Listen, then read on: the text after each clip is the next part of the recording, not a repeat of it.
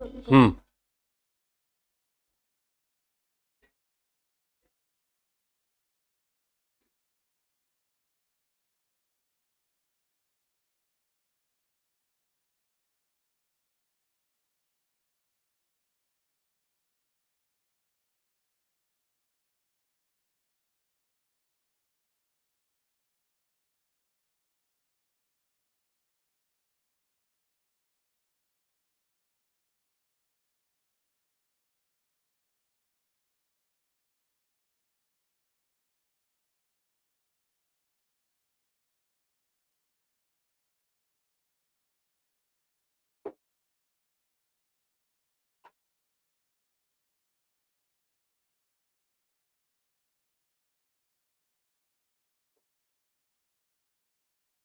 Good afternoon.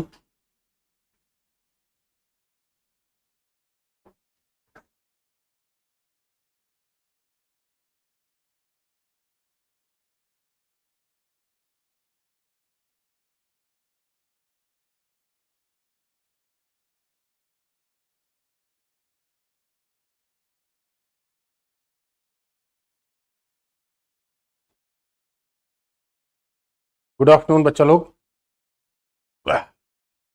कैसे हैं आप सब? अच्छे ही होंगे यार। ऐसा तो नहीं कल 2:30 बजे से हम शुरू किए थे तो सब लोग इंतजार कर रहे हो? हम्म।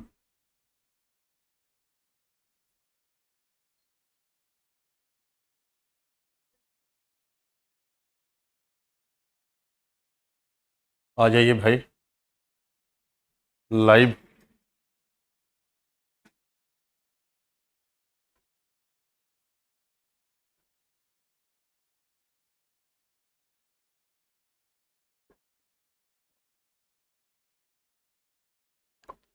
हम्म।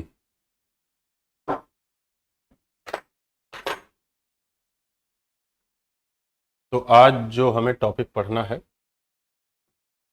ट्रांसपोर्टेशन। इंडिया का आज हम टॉपिक ये ट्रांसपोर्टेशन पढ़ेंगे। एंड अदर्स इसलिए डाला गया क्योंकि मैं 2-3 दिनों से आपका क्वेश्चन नहीं करवा पा रहा हूं, तो क्वेश्चन भी हम थोड़ा सा देखेंगे। ट्रांसपोर्टेशन टॉपिक करने के बाद हम इंडियन ज्योग्राफी का लगभग लगभग पार्ट कंप्लीट कर लेंगे। इंडियन ज्योग्राफी का मतलब उसमें मॉनसून, क्लाइमेट, ये सब बचा रहेगा। तो क्लाइमेटोलॉजी में हम करेंगे, वो तो आपको बताया ही था, है ना। तो उसे छोड़ के लगभग लगभग इंडिया वाला पार्ट हम कंप्लीट कर लेंगे, फिर फिजियोग्राफी पे आएंगे, फिजिकल ज्योग्राफी। समझ में आ रही बात? ठीक है, चलो।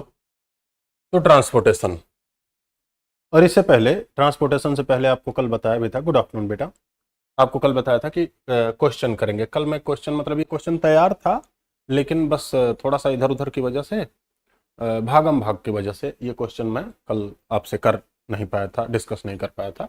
इसका कुछ क्वेश्चन जो मुझे याद था मैं डिस्कस किया था, है ना। चलो आप थोड़ा सा प्रैक्टिस करते चले जाओ।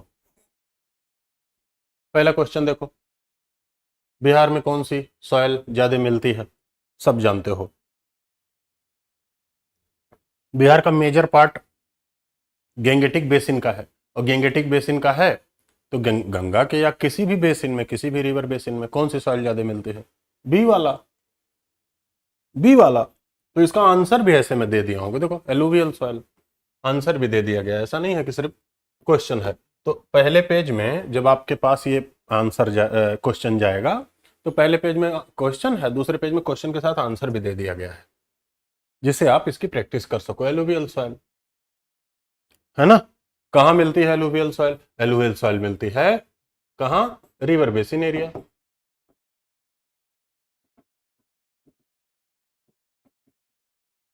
नियर रिवर बेसिन एरिया सबसे ज्यादा स्प्रेड है, मतलब सबसे ज्यादा फैला हुआ है एलुवियल सॉइल, है ना बेटा। दूसरा क्वेश्चन बताओ, बांगर सॉइल क्या है?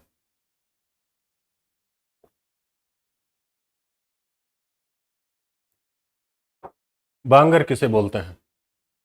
देखो ये सारे क्वेश्चन PYQ है। किसी न किसी एग्जाम में आए हुए हैं। मतलब ये क्वेश्चन जैसे बिहार एसएससी में या पूछा जा सकता है, या ये क्वेश्चन बीपीएससी में आया, मतलब किसी न किसी एग्जाम के क्वेश्चन हैं, तो उसी हिसाब से आपके क्वेश्चन यहाँ लगाए गए हैं। बताओ बेटा। अच्छा, आप लोग कमेंट करो, मुझे दिख नहीं रहा, ओ सॉरी। तो इसे हम थोड़ा सा ऐसे सही कर लें, कैसे दिखेगा? अब दिखा। ओ, आप लोग कमेंट कर रहे थे, मुझे दिख नहीं रहा था, सॉरी। वो थोड़ा सा ऊपर करना था ये स्क्रीन। बहुत अच्छा। तो बांगर का मतलब क्या होता है? बांगर पुरानी जलोढ़ है, ओल्ड एलुवियल। कहाँ मिलती है?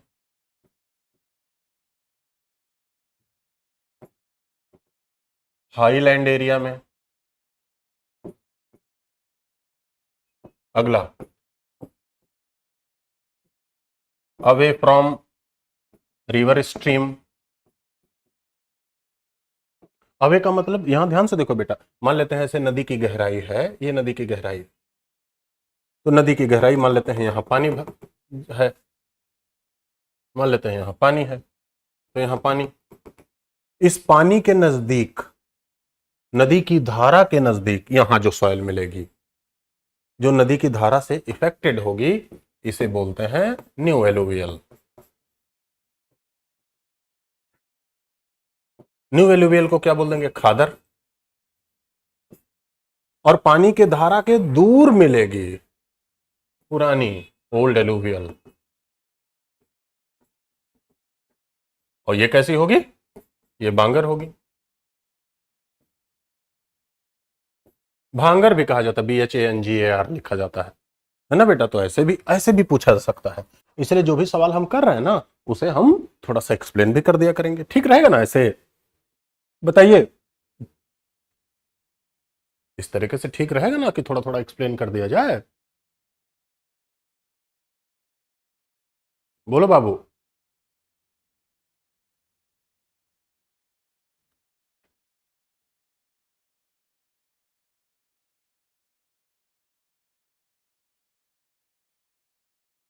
अब 20 सेकंड तक मुझे इंतजार करना पड़ता है कि आपका जवाब आएगा, क्योंकि उसके बाद ही आपके पास पहुंचता है, ठीक है ना? ऐसे भी सवाल पूछे गए हैं।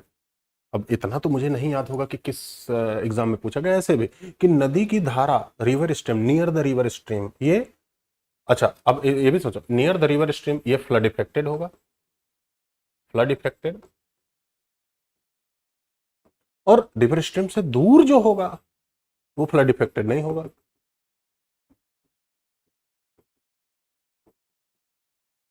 ये फ्लड इफेक्टेड नहीं होगा। तो बेटा, है ना, ये फ्लड इफेक्टेड नहीं है, तो इसीलिए तो नहीं है, इसीलिए इसे बोला जा रहा है पुराना, इसे बोला जा रहा है नया। क्यों नया? क्योंकि इसमें सॉइल का फॉर्मेशन हो रहा होगा, नदियां अपने साथ सिल्ट, सिलिका, क्ले लाके यहां डिपॉजिट कर रही होंगी।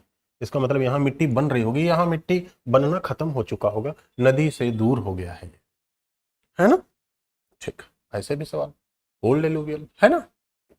अगला सवाल क्या है? Southern plateau region, which type of soil found in the southern plateau region of Bihar?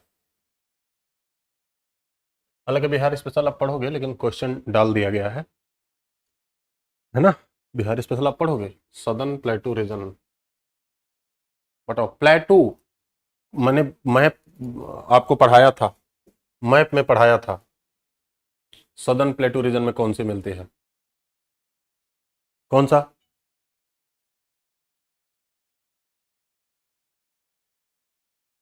है ना?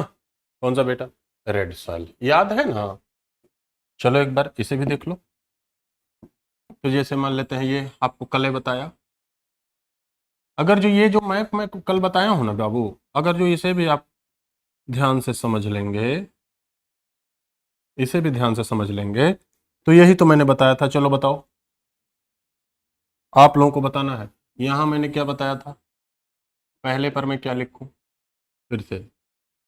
यहां दूसरे पर मैं क्या लिखूं? फिर से। यहां तीसरे पर मैं क्या लिखूं? फिर हमने आपसे बताया कि भाई यहां से ऐसे गंगा रिवर बीच से जा रही है, ऐसे उत्तर प्रदेश बिहार की बाउंड्री बनाते हुए लहराते बल खाते चली गई। और गंगा रिवर के साउथ में आपको बताना है कि भाई यहाँ चौथे पर, यहाँ भी चौथे पर मैं क्या लिखूं, फिर ऐसे ही पांचवें पर मैं क्या लिखूं, फिर ऐसे ही छठे पर मैं क्या लिखूं, ऐसे ही सातवें पर मैं क्या लिखूं, ऐसे ही आठवें पर मैं क्या लिखूं।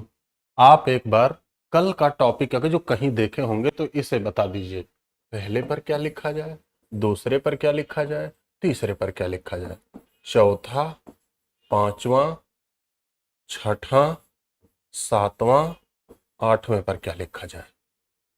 चलो एक बार रिवाइज कर जाओ।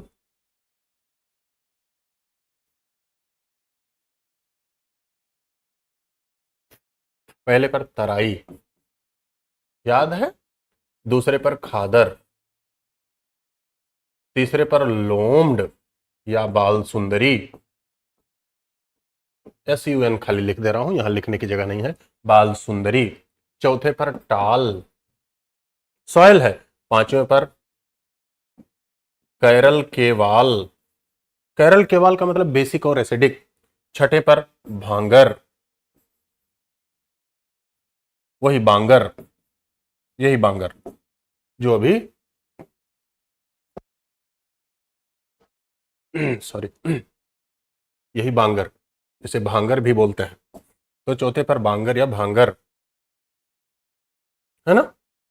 छठे पर, सातवें पर बलथर, बलथर। आठवें पर रेड एंड येलो। अब देखो इसे समझो, ध्यान देना बेटा, बलथर और रेड एंड येलो ये दोनों की दोनों सॉयल, ये दोनों की दोनों सॉयल ये बने हैं, कैसे बने हैं,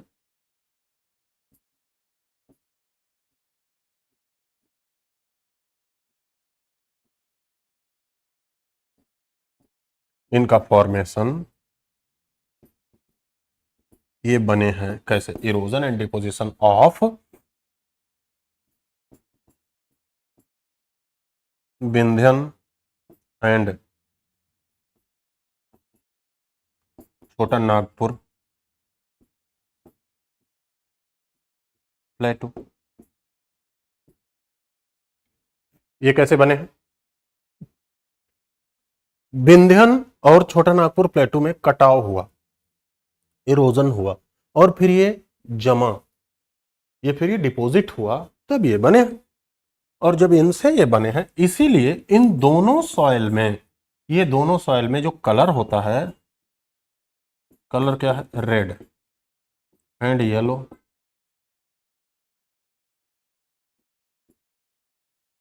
या रेड कलर होता है।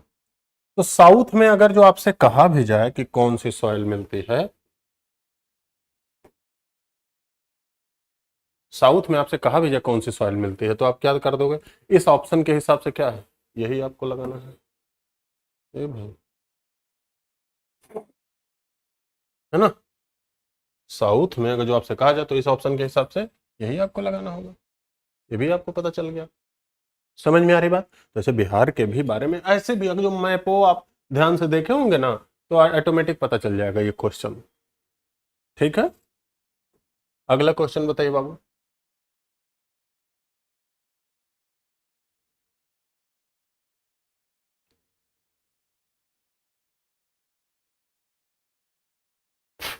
हाँ बेटा, ग्रेनाइट और नीस रॉक भी है। ए भाई, छोटा नागपुर प्लेटू में क्या है, ग्रेनाइट नीस रॉक है। तो ग्रेनाइट नीस रॉक में भी इरोजन डिपोजिशन होगा, तो फिर क्या, कौन सा कलर मिलेगा बताइए, उसमें भी क्या मिलेगा, उसमें भी रेड मिलेगा, है ना। तो अच्छा, कभी कभार क्या होता है, कभी समझिए, कभी कभार क्या होता है, हमें हमें ऑप्शन के हिसाब से जवाब देना होता है कि भाई जैसा ऑप्शन दिया है उसी के हिसाब से हम जवाब देंगे। ऐसा भी कभी कभी सवाल आता है, लगभग ऐसा अक्सर सवाल आता है ना। इसमें क्या आप लगाओगे, सुटेबल शुगर केन पेडी राइस व्हीट बिहार में किसके लिए है, तो इसका आंसर क्या हुआ, वही आंसर हुआ, एलुवियल सॉइल। आपको बताया है ना, गैंगेटिक बेसिन है। ठीक है। Terai, northern region of Bihar, Terai northern region of Bihar. Which type of soil commonly found in the Terai northern region of Bihar? कौन सी सॉयल मिलेगी, बोलो? Sandy and alluvial soil, sandy and alluvial soil Terai region में मिलेगा। सैंड ज्यादा मिलेगा और साथ साथ एलुवियल भी रहेगा, तो ब्लैक होगा नहीं, लेटराइट होगा नहीं, रेड होगा ही नहीं, ऑटोमेटिक यही मिला। ऑप्शन में ही कुछ और नहीं है ना, ऑटोमेटिक ऑप्शन में ही कुछ और नहीं है, ऑप्शन के हिसाब से भी उत्तर देना। अगला, Indus river originate which mountain range?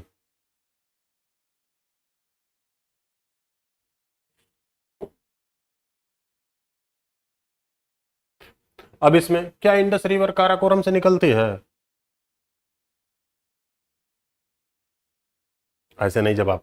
Sir sugar cane और पेडी के लिए तो ब्लैक सॉयल होता है, तो क्वेश्चन हुआ क्या दिया है यार, ऐसे नहीं करना है भाई।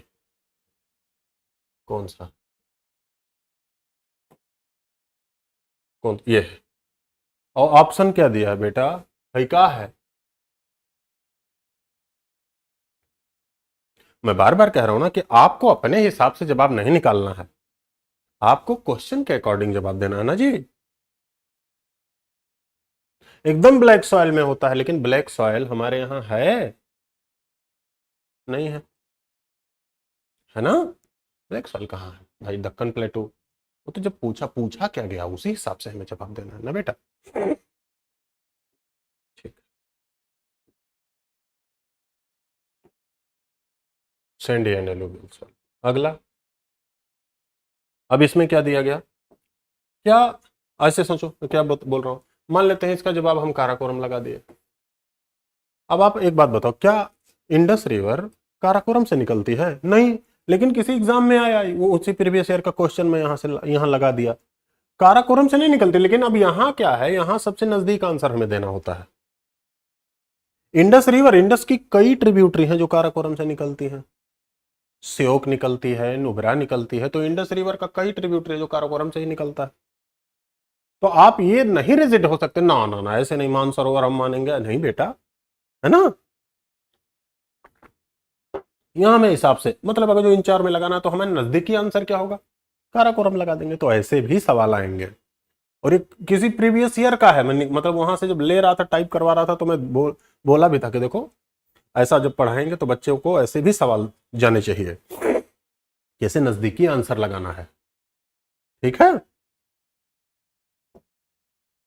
अच्छा, दो रिवर के बीच के एरिया को क्या कहते हैं?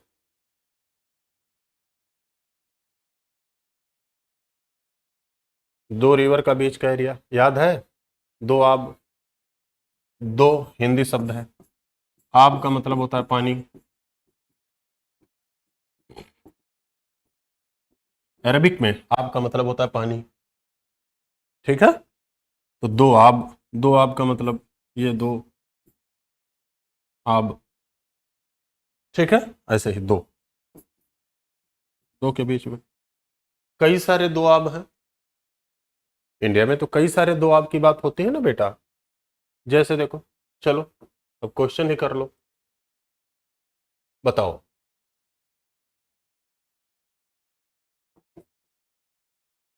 जब आप बताओ किसके किसके बीच में है?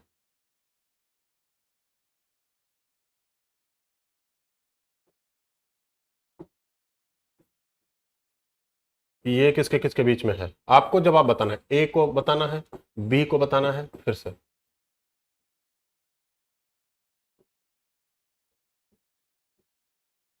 ये किसके किसके बीच में है?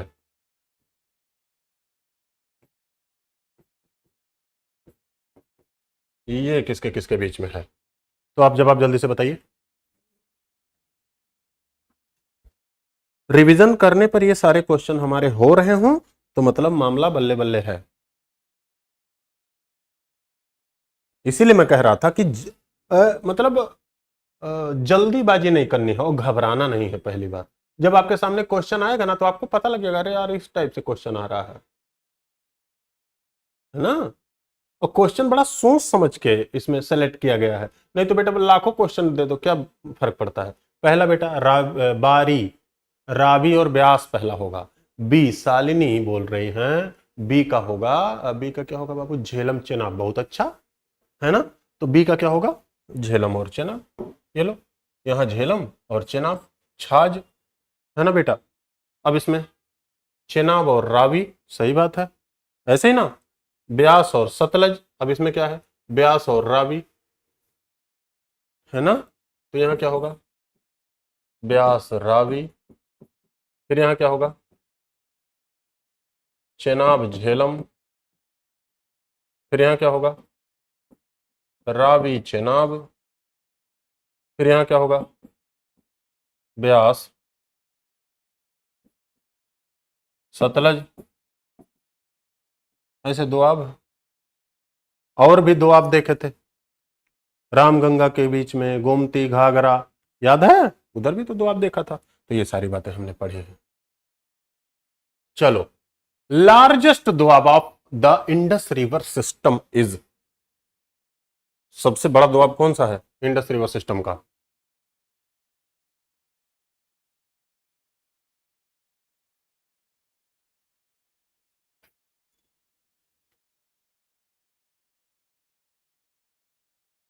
बिस्ट ओनली इन इंडिया, सबसे बड़ा कौन सा है बेटा, सिंध सागर दोआब है ना। सिंध सागर सबसे दोआब है। अब इसी सवाल में मान लेते हैं आपने सिंध सागर लगा दिया, अब इसी उसमें पूछ लिया जाए कौन सा दोआब केवल इंडिया में है, कौन सा दोआब केवल इंडिया में है, बताओ। इसमें तो दिया ही नहीं है ना,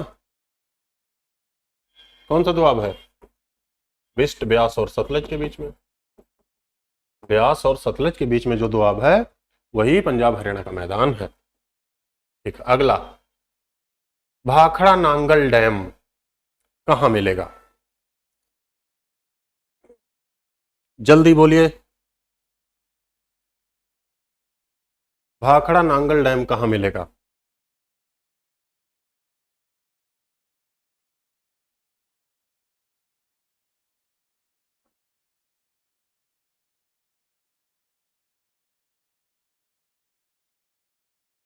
भाखड़ा नांगल डैम,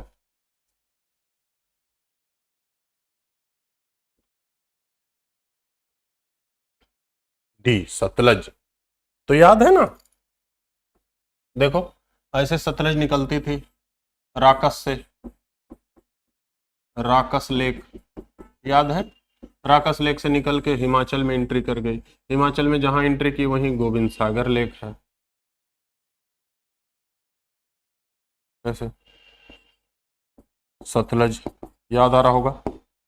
सतलज इंटर कर रही है शिपकिला से, शिपकिला से कहां से निकल रही है, तिब्बत से, तिब्बत से एंट्री की हिमाचल में, हिमाचल में बिलासपुर, बिलासपुर में ये गोविंद सागर लेक, मैंने गलती कर दी यहां गुरु लिखो, एक बार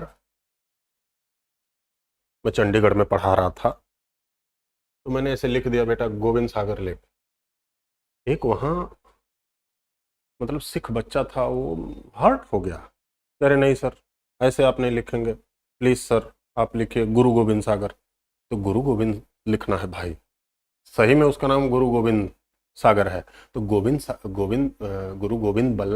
गोविंद सिंह थे ना सिखों के धर्म गुरु, तो भाई गुरु गोविंद सागर लेक बिलासपुर में। अब इसी के आगे कौन सा डैम है, इसी के आगे है भाखड़ा, इसी के आगे कौन सा डैम है बेटा, भाखड़ा।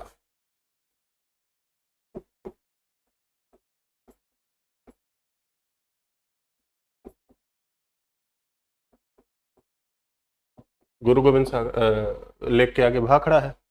अब ये नदी फिर कहाँ एंट्री कर जाती है बेटा, हिमाचल के बाद ये एंट्री कर जाती है पंजाब में, और यही पंजाब में कौन सा डैम है, ये नांगल, नांगल डैम है। अब आप एक बात बता दो, यही पूछ लिया जाए भाखड़ा नांगल डैम ए, बी, सी और डी। याद करना, राजस्थान, पंजाब, हरियाणा, हिमाचल प्रदेश। आपसे पूछ लिया जाए भाखड़ा नांगल डैम किसका नहीं है, इन चारों में से किसका नहीं है, ऐसे सवाल पूछ लिया जाए। ये भी आपको कराया गया था। अब आप अगर जो क्वेश्चन नहीं करोगे तो सारा बेकार है पढ़ना लिखना। इन चारों में से किसका नहीं है?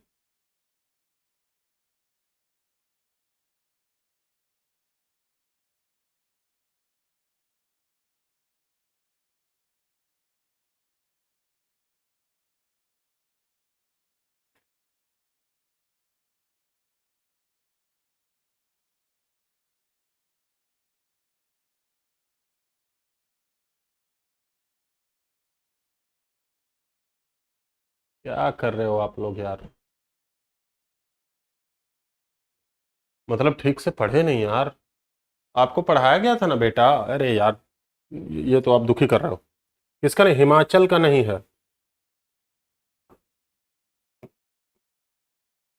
याद करो, मैंने बोला था राजस्थान पंजाब हरियाणा तो इसका फायदा लेते हैं, हिमाचल फायदा नहीं लेता भले हिमाचल में हो।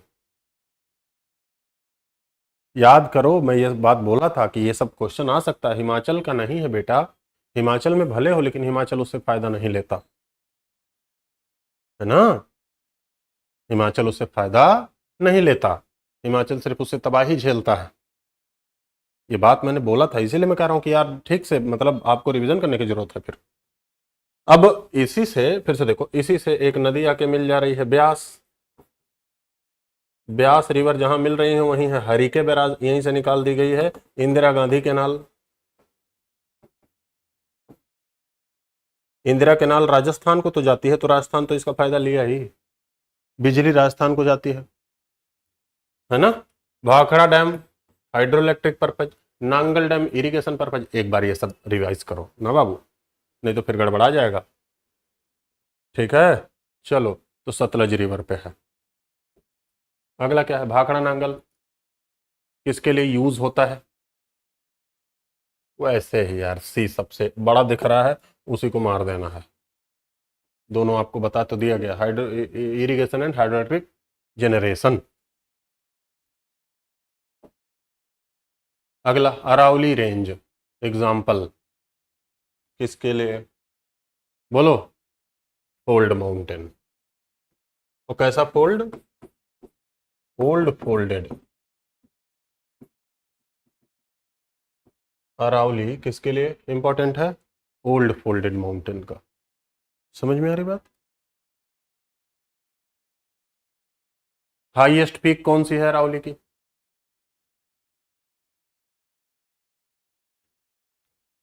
बोलो। गुरु शिखर। यही दिलवाड़ा जैन मंदिर भी है, यही दिलवाड़ा जैन मंदिर भी है। समझ में आ रही बात? ठीक है। मेवाड़। मेवाड़ याद है? अरावली के बाद मेवाड़ पढ़ा था ना। मेवाड़ रीजन राजस्थान मध्य प्रदेश में मेवाड़ प्लेटू है, मेवाड़ रीजन पूछा है। मेवाड़, मेवाड़ महाराणा प्रताप की राजधानी थी। उनके पिताजी थे राजा उदय भान सिंह, उन्हीं के नाम पे उदयपुर सिटी है ना। तो मेवाड़ रीजन ज्यादातर कहाँ है? राजस्थान में। ठीक है। और मेवाड़ प्लेटू, प्लेटू का मतलब हाइट वाला एरिया, वो दोनों जगह, राजस्थान मध्य प्रदेश दोनों जगह। आगे बढ़ो।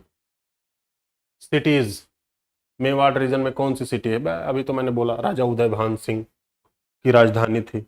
महाराणा प्रताप के पिताजी राजा उदय भान सिंह थे, तो उदयपुर, वहीं से तो साबरमती नदी निकलती है ना बेटा। उदयपुर को सिटी ऑफ लेक्स कहा जाता है। जिनके पास ज्यादा पैसा वैसा होता है ना बाबू, वो वहीं जाके शादी उदी करते हैं, 2 4 10 करोड़ खर्च कर देते हैं। वहां दुनिया भर के पैलेस हैं। पैलेस का मतलब राजा महाराजाओं की कोठियां हैं। वो लोग अपना पहले जब उनके पास पैसा वैसा कमी पड़ी तो उन्होंने उसी कोठी को होटल बना दिया, और आज वो सब बड़े वीआईपी होटल हैं। विदेशों में लोग यहाँ आके शादियां करते हैं, जिनके पास पैसा ज्यादा होता है, चुल पड़ी रहती है। मेवाड़ प्लेटू किससे बना हुआ है?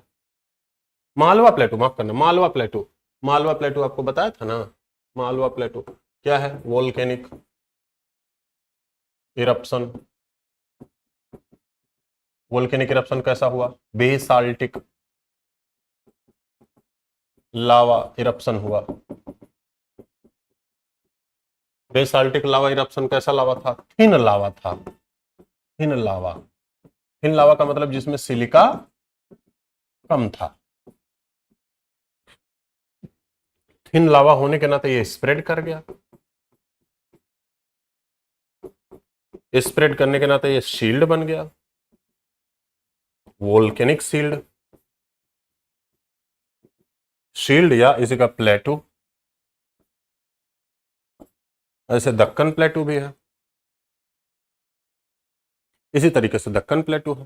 ठीक है, तो किसका एग्जांपल है? Basaltic lava. बेसिक है, बेसाल्टिक है ना, बेसाल्टिक। अच्छा, यहां कौन सी सॉइल मिलेगी? Black soil. ऐसे समझिए ना, जैसे हल्का सा बायोलॉजी है, जैसे हम जब ऐसे समझो, हमारा जब खून निकलता है शरीर से, तो खून में क्या होता है? खून में होता है हीमोग्लोबिन। हीमोग्लोबिन मतलब हेमेटाइट होता है, आयरन होता है।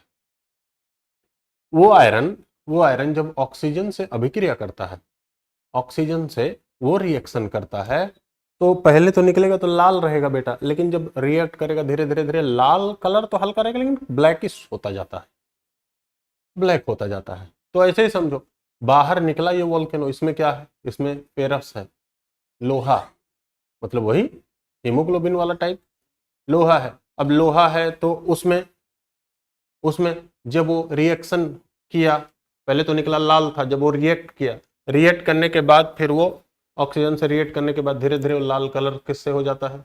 ब्लैक में कन्वर्ट हो जाता है। इसीलिए जहां जहां वोल्केनिक इरप्शन हुए हैं, वोल्केनिक इरप्शन हुए हैं, वहां वहां कौन सी सॉइल मिलेगी? ब्लैक सॉइल मिलेगी। समझ में आ रही बात? दक्कन प्लेटू में कौन सी सॉइल मिलेगी? ब्लैक सॉइल मिलेगी। ठीक है,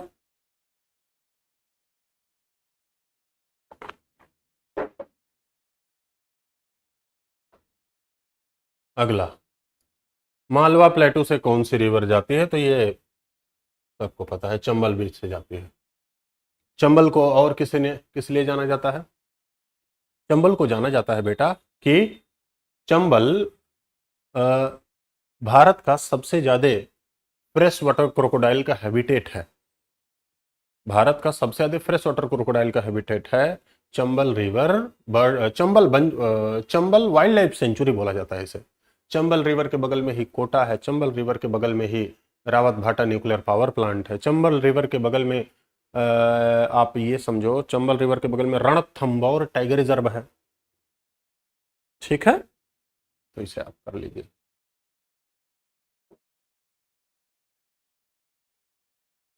बुंदेलखंड रीजन,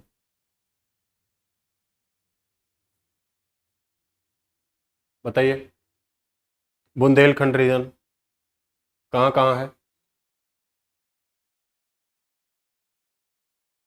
बुंदेलखंड रीजन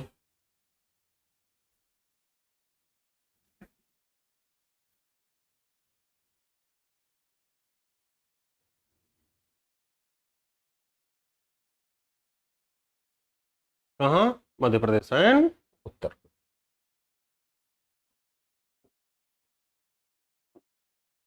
याद करो थोड़ा सा, याद करो बेटा, बुंदेलखंड ग्रेनाइट नीस से बना है। दूसरा ओल्डेस्ट है। तीसरा यहां रेड सैंड स्टोन मिलता है। इतनी बातें तो आपको बताई गई थी ना, इतनी बातें तो आपको बताई गई थी। ठीक है,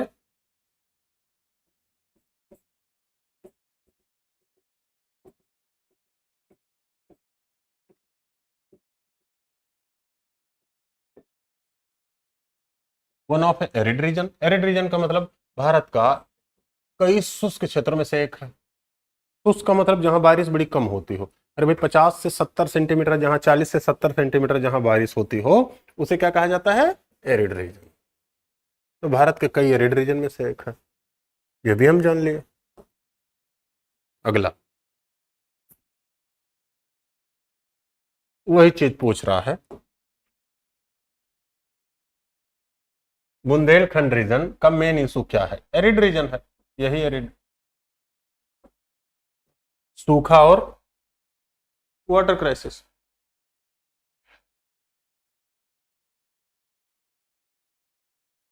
ठीक है। छोटा नागपुर प्लेटू किस मिनरल के लिए जाना जाता है? याद करो, छोटा नागपुर प्लेटू में ज्यादा क्या है? ज्यादा स्टील पावर प्लांट हैं, तो किसके लिए जाना जाएगा? आयरन के लिए। किस टाइप का आयरन है?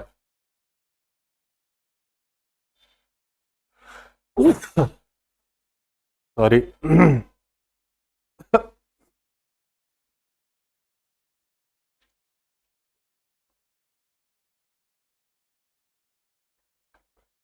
किस टाइप का आयरन है छोटा नागपुर प्लेटू में? चलो ये भी बताओ। पहला, दूसरा, दूसरा, तीसरा, तीसरा, चौथा।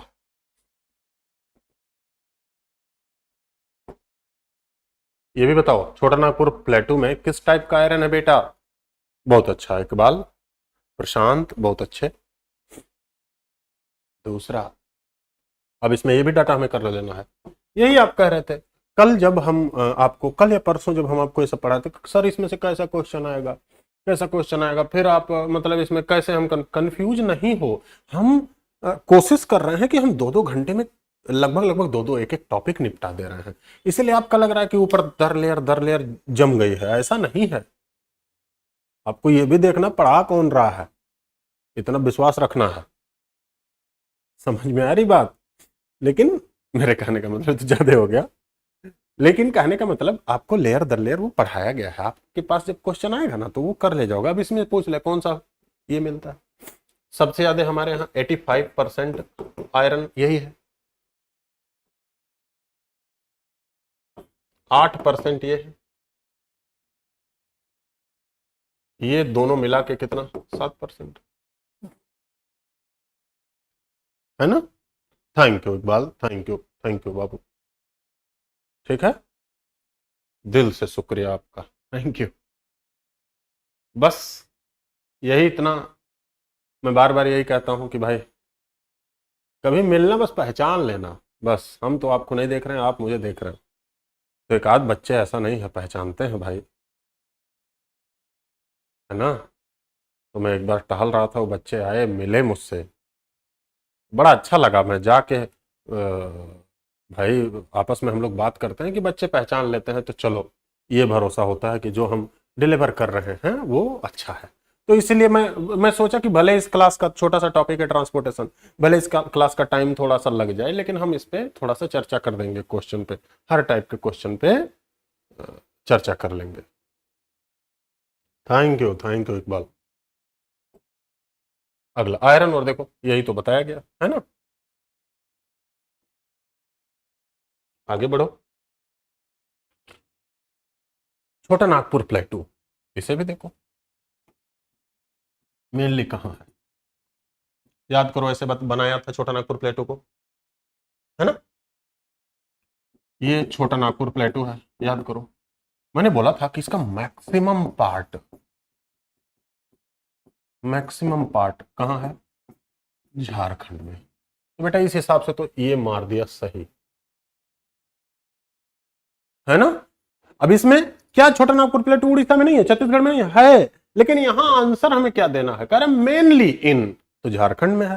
फिर आपको क्या बताया था कि भाई नॉर्थ में तो बिहार में भी है, ईस्ट में उड़ीसा, सॉरी, ईस्ट में वेस्ट बंगाल और उड़ीसा में है, वेस्ट में छत्तीसगढ़ में है। तो छोटा नागपुर प्लेटू इतनी जगह है, तो मेनली पूछा है यहाँ, है ना। One of the richest प्लेटू of India है, देखो झारखंड में। तो मेनली जब इसमें एक सवाल लगाना है तो ऐसे कर लोगे। अब आपसे पूछा कि छोटा नागपुर प्लेटू कहां नहीं है, तब बेटा फिर असम लगाते। देखो आंसर अलग हो गया, एक चीज का आंसर अलग हो गया। पूछा मेनली कहां है, तो आप झारखंड का। तो हमें जो आंसर करना होता है कभी कभी क्वेश्चन के अकॉर्डिंग करना होता है, क्वेश्चन कैसा पूछा जाए, ऑप्शन हमारे पास कैसे हैं, है ना। झारखंड। आगे बढ़ो। मेघालय प्लेटू एक्सटेंशन किसका एक्सटेंशन है, याद है?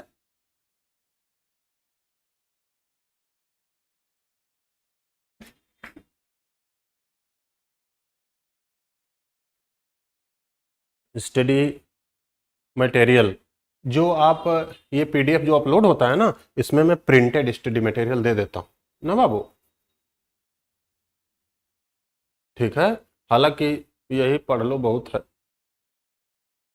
है ना। तो जो ये पीडीएफ अपलोड होता है ना, इस पे मैं हर जो जो टॉपिक पढ़ा है उसका प्रिंटेड स्टडी मटेरियल, और उससे अच्छा उससे बेहतर तो जो मैं पढ़ा देता हूँ वो है ना, राकेश मिल जाएगा, है ना। पढ़ाया हुआ पीडीएफ कहाँ है? अब ये क्वेश्चन बड़ा अच्छा है, पढ़ाया हुआ पीडीएफ कहाँ है? तो पढ़ाया हुआ पीडीएफ ऐसे मोबाइल में, अब मोबाइल में मुझे भी देखना पड़ेगा। मोबाइल में जाओगे आप, तो मोबाइल में जाओगे माई कोर्सेज, तो उस माई कोर्सेज में जो वीडियो रहेगा उसी के बगल में तो देखो पीडीएफ भी होता है, उसी पीडीएफ को करेंगे तो हो जाएगा, है ना। मेघालय प्लेटू किसका पार्ट है? तो मैंने देखो ऐसे बताया था कि ये छोटा नागपुर प्लेटू है, छोटा नागपुर प्लेटू, छोटा नागपुर प्लेटू जहां जहां है, ऐसे बीच में यहाँ राजमहल हिल है, आरएमएच में लिख दिया, ऐसे बीच में मालदा गैप है, और यहाँ प्लेटू ऑफ मेघालय है। इसमें गारो, खासी और जयंतिया हिल्स है। गारो, खासी एंड जयंतिया हिल्स है इसमें। ये मैंने लिखाया भी था कि छोटा नागपुर प्लेटू, ये मेघालय प्लेटू किसका स्ट्रक्चरल पार्ट है, इसी छोटा नागपुर का है। इसीलिए जो जो स्ट्रक्चर यहाँ मिलता है वही यहाँ मिलता है। अब कल हम देख नहीं रहे थे कि छोटा नागपुर प्लेटू में तो झारखंड में देखो यूरेनियम झारखंड में भी मिलता है, जादूगोंडा में, और यूरेनियम मेघालय में भी मिलता है ना बाबू। क्यों? क्योंकि ये छोटा नागपुर प्लेटू का। हाँ तो सर का ये पढ़ा।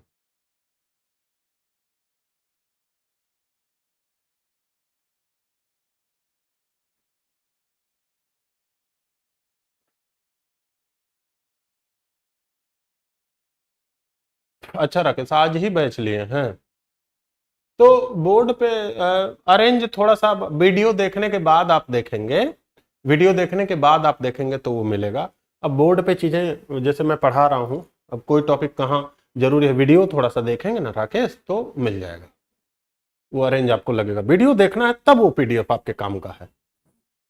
बिना वीडियो देखे अगर जो पीडीएफ काम का ही है तो बेटा फिर यही लेकर लोग पढ़ ले, फिर जरूरत क्या है। मेरा माथा पच्ची सुनने की जरूरत फिर क्या है, थोड़ा पहले वीडियो देखिएगा, उसके बाद वो सारे पीडीएफ समझ में आ जाएंगे। देखो कई बच्चे ऐसे इसमें हैं जो रिकॉर्डिंग देखते हैं, रिकॉर्डिंग देखने में क्या होता है कि भाई वो 2x पे लगा के देख लिए, 5x पे लगा के देख लिए, जितनी कैपेसिटी आपकी है 1.5x 5 पे लगा के देख लिए, वो अब इसीलिए लोग रिकॉर्डिंग देख लेते हैं। हम लोग क्या है, कुछ लोग लाइव हो जाते हैं तो हम लोग आपस में बातचीत कर लेते हैं, है ना। ठीक है, एक्सटेंशन अगला, यही तो छोटा नागपुर प्लेटू। अगला क्या है? मेघालय प्लेटू। इसमें कौन सा मेघालय प्लेटू का पार्ट है बताओ?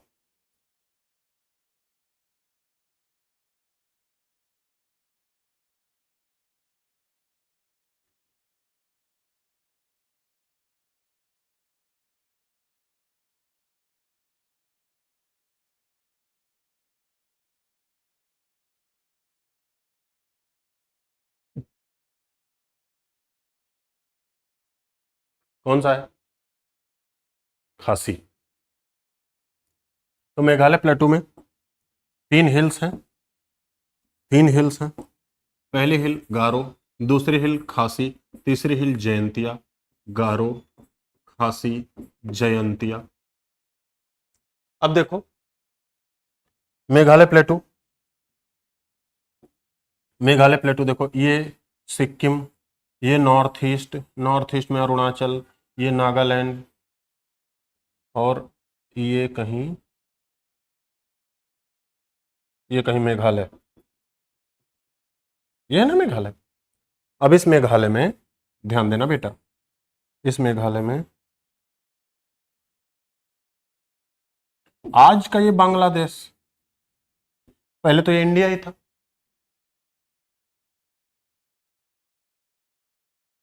पहले तो इंडिया था।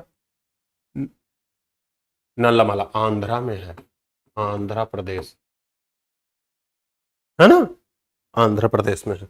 पहले तो ये इंडिया ही था, थोड़ा यहां ध्यान दो। अब मतलब ये पहले बाउंड्री नहीं रही होगी, ये पहले बाउंड्री नहीं थी, पहले इंडिया था, ये सब बाउंड्री नहीं थी, ये सारी बाउंड्री नहीं थी, मतलब अगर जो कहें तो ये सारी बाउंड्री नहीं थी। ये क्या हुआ,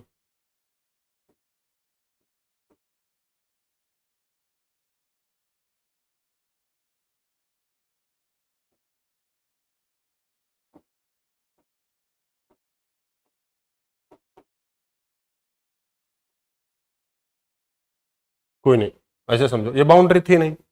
तो पहले ध्यान देना, अंग्रेजों ने म्यांमार पर अटैक किया, पहले इसे कहा जाता बर्मा,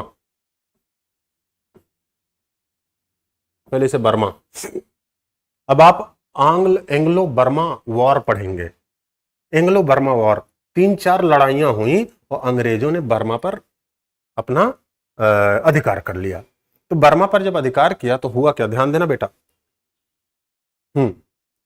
तो बर्मा जाने के लिए 2 रास्ते, एक तो कोई कलकत्ता आए या ढाका आए, फिर समुंदर से जाए, ये सब जंगल था। तो हमारे अब हिस्ट्री की थोड़ी सी बात याद करो, हमारे यहाँ लोग कहते थे कि भाई अगर जो कोई समुंदर से जाएगा तो हिंदू लोग ज्यादा होते थे तो कहते थे उसका धर्म भ्रष्ट हो जाएगा, मतलब वो हिंदू नहीं रह जाएगा, अपने उसका धर्म भ्रष्ट हो जाएगा। तो अंग्रेजों को बड़ी टेंशन है, यार सैनिक जाएंगे कैसे, ये कुल जाने से मना कर रहे हैं, कुछ लोग जा रहे हैं, जबरदस्ती आप कितना ले जाओगे, विद्रोह हो सकता है। तो सैनिकों ने क्या कहा कि भाई एक काम करते हैं, हम सड़क बनाते हैं, यहां से लेके ऐसे सड़क बनाना ही लोगों ने शुरू किया कि बर्मा चली जाए ये सड़क। अब सड़क बनाने में जब यहां गए तो आपको मैंने बताया था कि इस मेघालय प्लेटू में ट्रॉपिकल एवरग्रीन फॉरेस्ट है, याद है।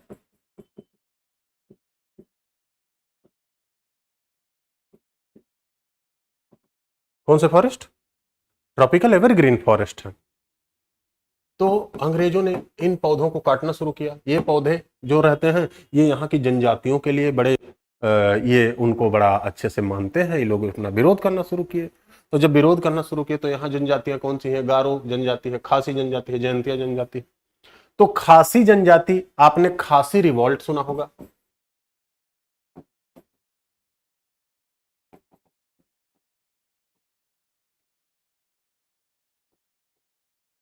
तीरथ सिंह का नाम सुना होगा,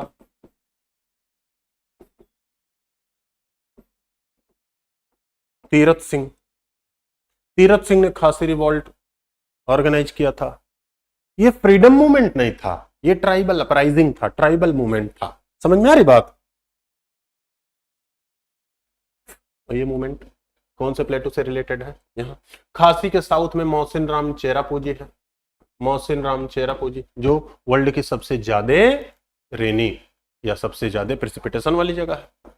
आगे बढ़ो, देखो खासी, Vindhyan range form boundary between किसके किसके बीच, बताया था ये,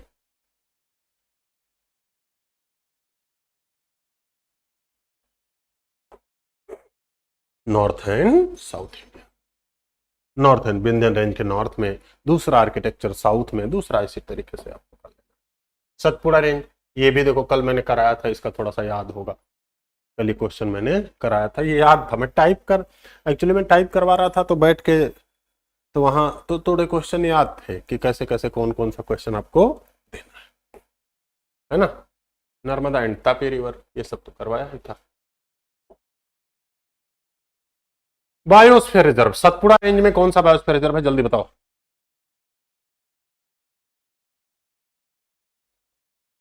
बायोस्फीयर रिजर्व से भी क्वेश्चन दे दिया गया।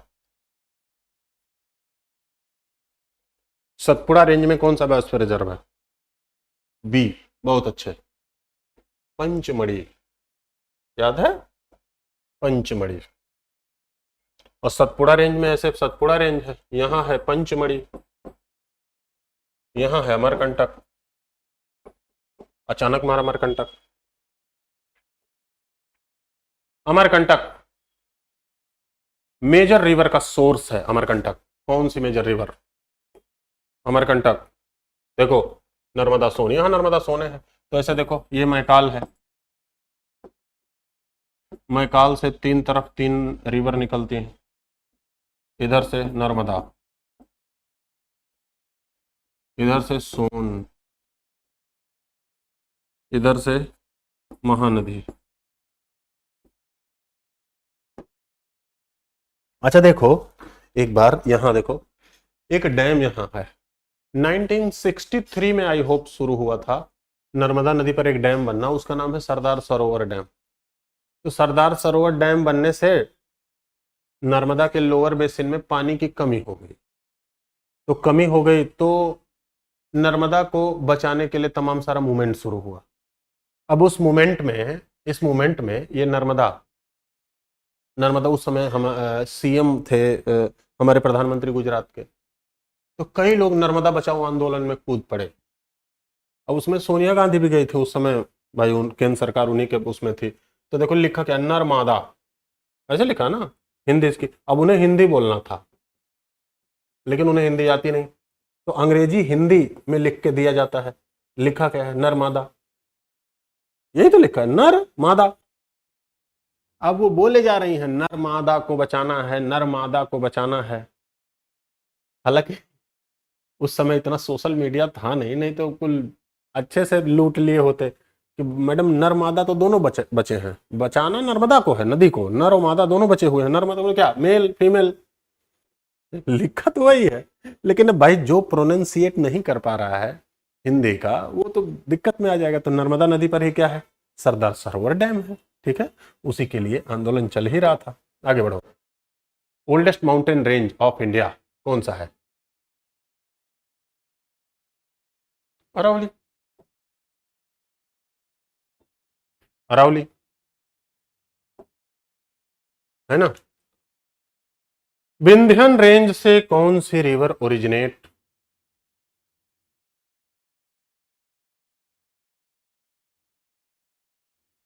अब ये तो ज्यादा उल्टा सीधा सवाल है यार।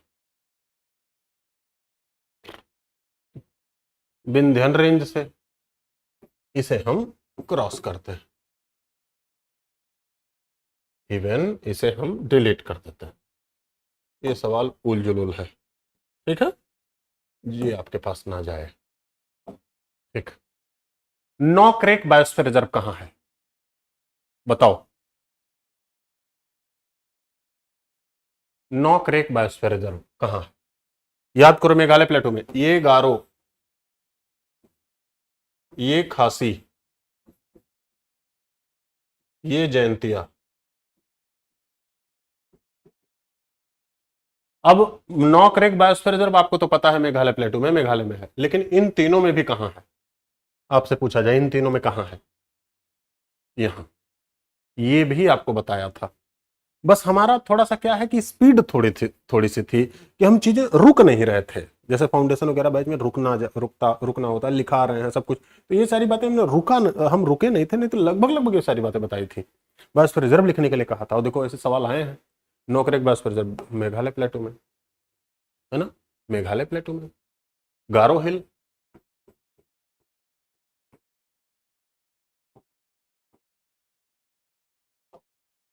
फिर क्या कह रहा है, नॉट पार्ट ऑफ छोटा नागपुर प्लेटो। कौन सा छोटा नागपुर प्लेटो का पार्ट नहीं है? देखो एक क्वेश्चन इससे पहले था, ये कौन सा पार्ट नहीं है? अरे यार इतना इजी क्वेश्चन, कौन सा नहीं? पंजाब नहीं, पंजाब नहीं। हाईएस्ट, नीलगिरी की हाईएस्ट क्या है, याद है? डोडा बेटा।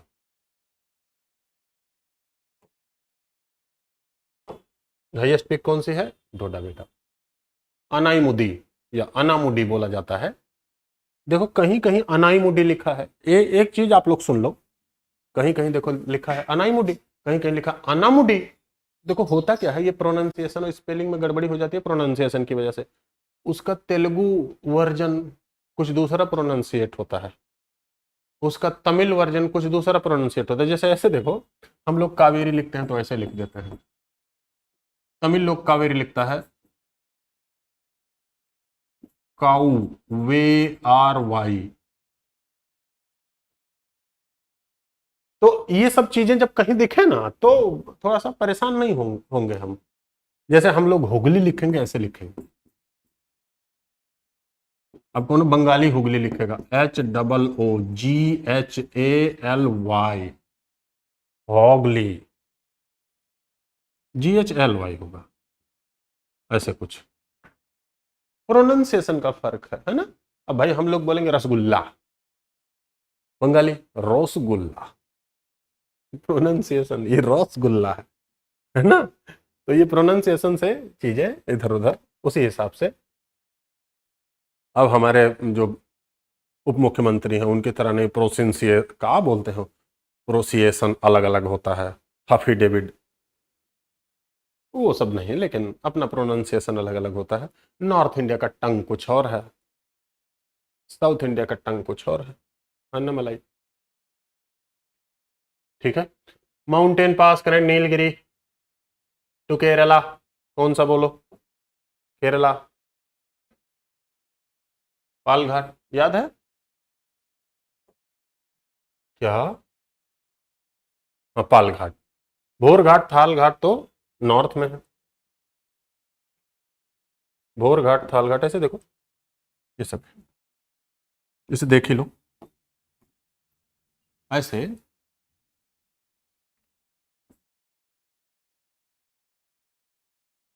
ऐसे वेस्टर्न घाट माउंटेन है,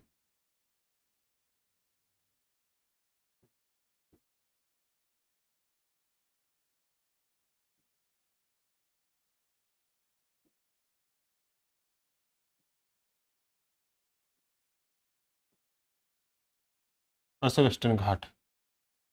वेस्टर्न घाट में ये 4 पासेज हैं। पहला पास ये देखो थाल घाट,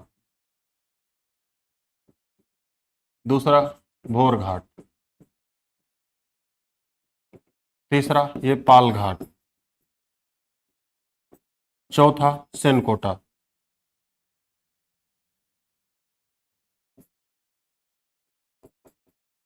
सेनकोटा, कोट्टा।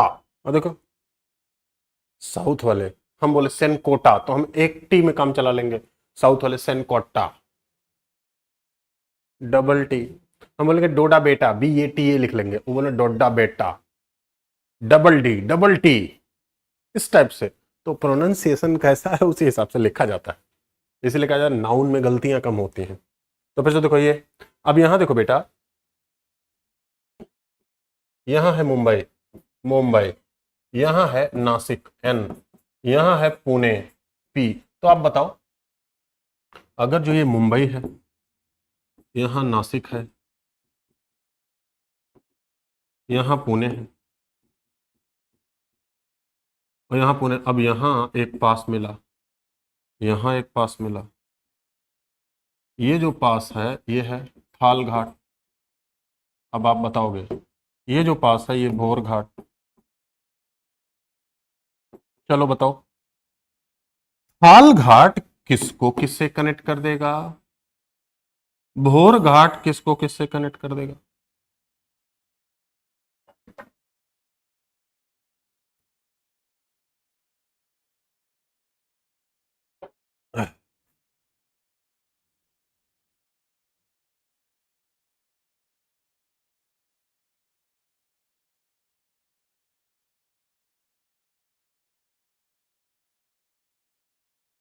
बोलो जल्दी से कमेंट कीजिए। तो थाल घाट मुंबई को नासिक से, तो अब ऐसे पूछ लिया जाए कि भाई मुंबई नासिक हाईवे कहां से जाता है, थाल घाट। मुंबई पुणे हाईवे कहां से आता है, भोर घाट। समझ में आ रही बात, इसी टाइप से कर देंगे, है ना बेटा। ठीक, आगे बढ़ जाओ। कार्डमम हिल कहाँ है, कार्डमम हिल, अब इसमें एक का जवाब देना है। तो कार्डमम हिल एक ही अगर जो जवाब देना है तो भाई इसमें एक का जवाब ज्यादातर कहाँ है, केरल में है कार्डमम, हालांकि साउथ वाला पॉइंट। ठीक है, एक ही जवाब जब देना है तो उसी हिसाब से southern point of India, which is the following southern most point of Indian main land. तो मेन लैंड क्या है? Cap coumarin. केप कॉमरिन पर ही क्या है? कन्याकुमारी। केप कॉमरिन पर क्या है? कन्याकुमारी। ठीक है, इसका मतलब हमारा ये क्वेश्चन वाला मामला खत्म है। ठीक है, तो क्वेश्चन वाला मामला खत्म। ठीक, अब आ जाओ हम कुछ टॉपिक कर लेते हैं। तो ऐसे ऐसे जब हम दो चार टॉपिक पढ़ा देंगे ना, दो एक टॉपिक पढ़ा देंगे तो उसमें से हम क्या करेंगे, हम क्वेश्चन आपको करा देंगे, ऐसे दे भी देंगे। ठीक है, अच्छा रहेगा कि भाई भले 1 घंटा हमारा इसी में चला गया, कर लिए। अब मेनलैंड इंडिया का देख ले तो भाई इंदिरा पॉइंट भी याद आ गया, पिग्मेलियन पॉइंट भी याद आ गया। तो क्वेश्चन जो डिजाइन किया गया ना, एक एक पॉइंट ऐसे ऐसे एक एक चैप्टर। अब हर टॉपिक का अगर जो हम 20-20 क्वेश्चन कराने लगे तो खाली क्वेश्चन आंसर सेशन चलेगा, टॉपिक हो ही नहीं पाएगा। ठीक है, तो उसी हिसाब से आपको दे दिया गया। अब ऐसे फिर कुछ 2-1 दिन करा के ऐसे फिर अंतिम में फिर कुछ टॉपिक आपको दे दिया जाएगा, फिर आपको क्वेश्चन करा दिया जाएगा। क्या बोलते हैं? ठीक है,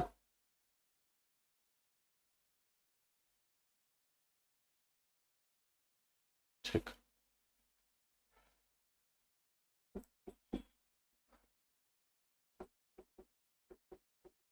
ट्रांसपोर्टेशन ऑफ इंडिया, इंडिया का ट्रांसपोर्ट। देखो, ये ट्रांसपोर्ट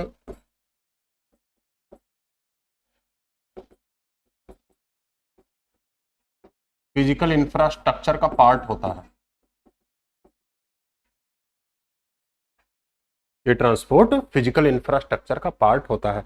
हमारे अटल बिहारी वाजपेयी कहते थे हमारी जो परिवहन सुविधा है, परिवहन में खासकर रोड है, हाईवेज हैं, ये कहा जाता है ये हमारे अर्थव्यवस्था की धमनियां हैं। धमनियां का मतलब वेन्स है ना। तो ट्रांसपोर्ट इंपॉर्टेंट है, फिजिकल इंफ्रास्ट्रक्चर का पार्ट होता है। ट्रांसपोर्ट में हमें क्या सारे ट्रांसपोर्ट पढ़ ही लेने? नहीं, कुछ मेजर पढ़ने हैं, जैसे रोड या लैंड का। ठीक है, अब लैंड में रोड, रेल, तो इसमें हमें क्या पढ़ना? लैंड। फिर से वाटर में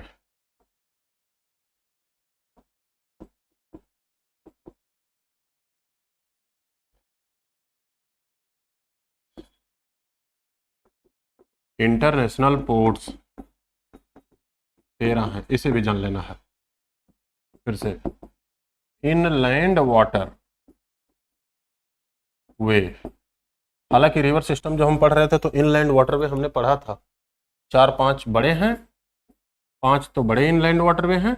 सरकार ने 111 अनाउंस किया है कि 111 हम बने तो 111 तो जान नहीं पाओगे, तो 5 ये बड़े इनलैंड वाटरवे, इसे तो जान ही लेना है। वाटर हो गया, रोड हो गया, रेल हो गया, एविएशन, एयर, एयर में एयरपोर्ट, बड़ा बड़ा एयरपोर्ट का नाम जान लेना तो बहुत है। हालांकि यहाँ से क्वेश्चन आ ही जाए इतना जरूरी नहीं है, कम से कम इतनी चीजें यहाँ से क्वेश्चन 1-2 दिख जाते हैं। ठीक है, यहाँ से क्वेश्चन दिख जाते हैं। तो चलो लैंड में हम सबसे पहले बात करते हैं रोड की। रोड,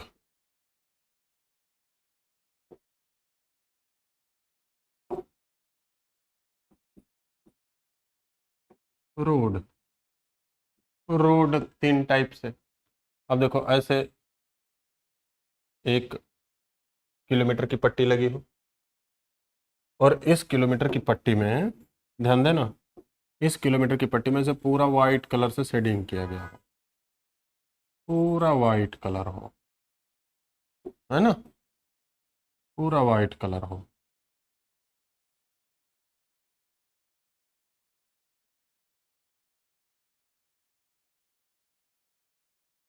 ऐसे पूरा व्हाइट कलर से शेडिंग किया गया हो, तो इसे कहते हैं रूरल रोड।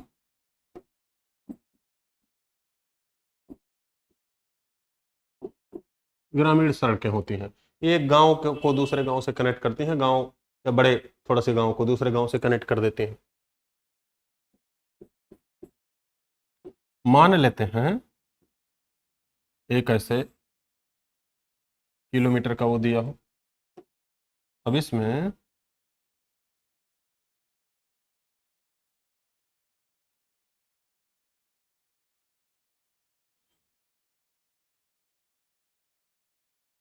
इसमें ध्यान देना बेटा,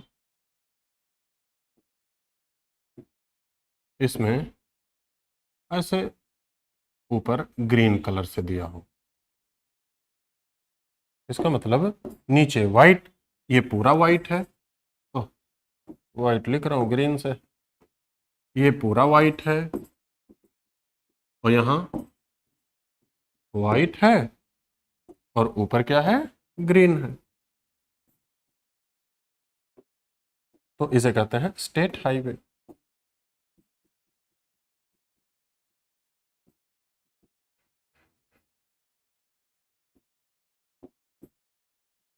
तो ये क्या होगा, स्टेट हाईवे। अगला, और सड़कें होती हैं, अभी निशान होते हैं, वह मान लेते हैं, कभी कभार ऐसे भी पूछ लिया जाता है, इसलिए आपको बता दिया जा रहा है। ऐसे कोई सड़क है, उसमें ऐसे किलोमीटर लगा है, किलोमीटर वक्त तो कुल मिला जुला के बेटा ऐसे ही लगता है ना, ऐसे लगा है।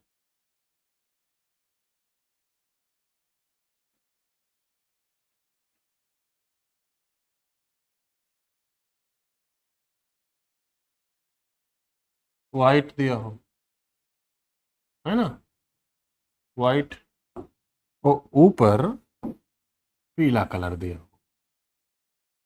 अब ये तो पीला नहीं है, लेकिन पीला दिया हो मान लेते हैं, तो नीचे वाइट,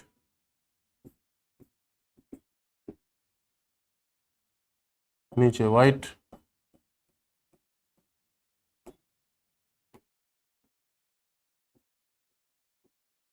ऊपर येलो,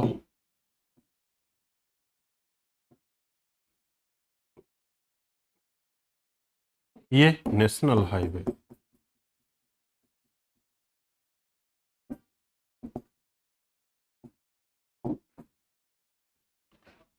हम यही पढ़ सकते हैं थोड़ा सा, हमारे यहाँ नेशनल हाईवे की जो डेंसिटी है, डेंसिटी वो अमेरिका के बाद सेकंड पर है।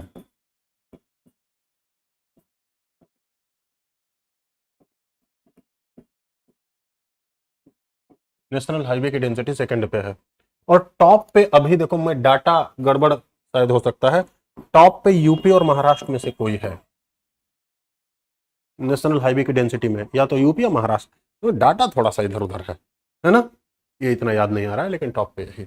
अब नेशनल हाईवे, इसमें रोड में हमें नेशनल हाईवे का जो थोड़ा सा देखना है कि भाई नेशनल हाईवे का क्या कॉन्सेप्ट है, नेशनल हाईवे का क्या कॉन्सेप्ट है, एक बार इसे अगर जो देखना हो तो चलो इसे देखते हैं। भाई नेशनल हाईवे क्या है, नेशनल कैसे, देखो शुरू करें।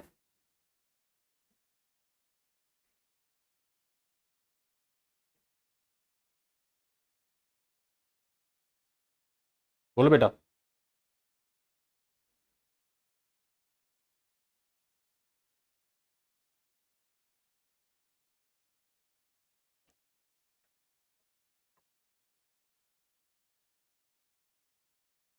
महाराष्ट्र है ना, ठीक, महाराष्ट्र, बढ़िया, तो महाराष्ट्र तो सही हो कर देते हैं, क्या दिक्कत है।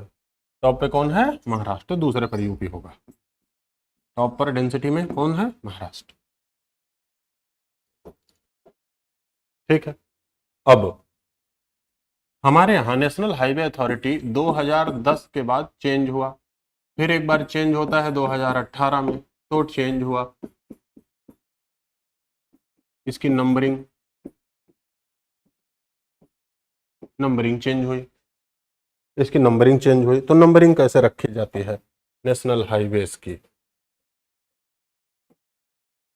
नंबरिंग कैसे रखी जाती है नेशनल हाईवे की, इसे समझ लो, ध्यान देना।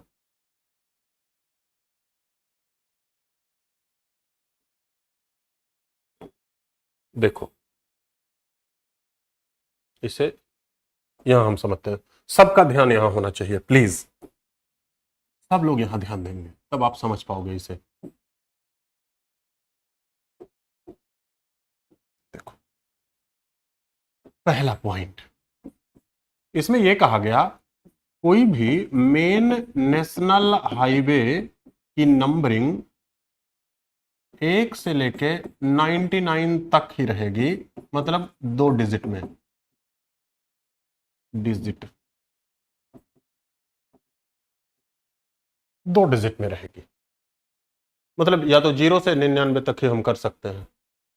पहला, फिर से, कोई सब नेशनल हाईवे, पहले पूरी बात सुनना है, उसका 101 से हम 999 तक कर सकते हैं, मतलब only 3 digit.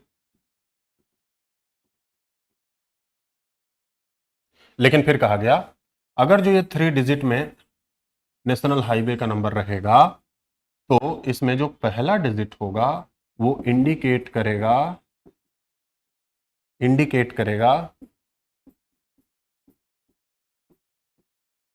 Number of main NH, 1 minute, branch of main NH, वो इंडिकेट करेगा ब्रांच ऑफ मेन एनएच, अभी समझ जाओगे, branch of main NH. 2 digit जो लास्ट में रहेगा वो इंडिकेट करेगा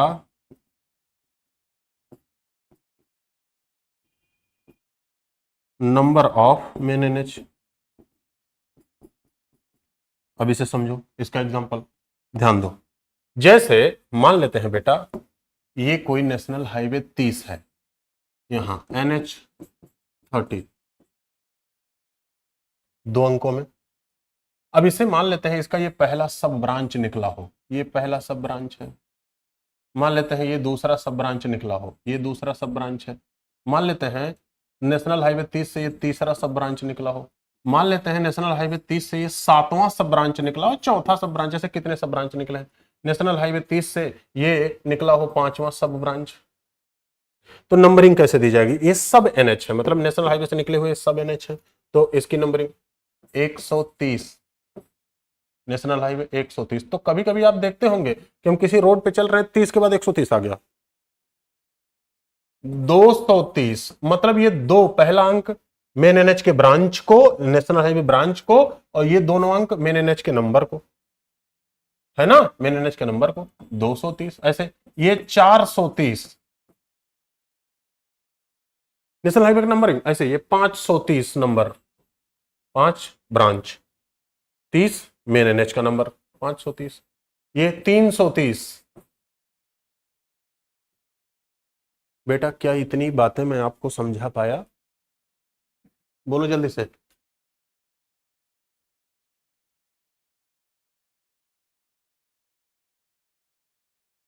इतनी बातें मैं समझा पाया, हाँ ना बोलिए, फिर आगे बढ़ते हैं।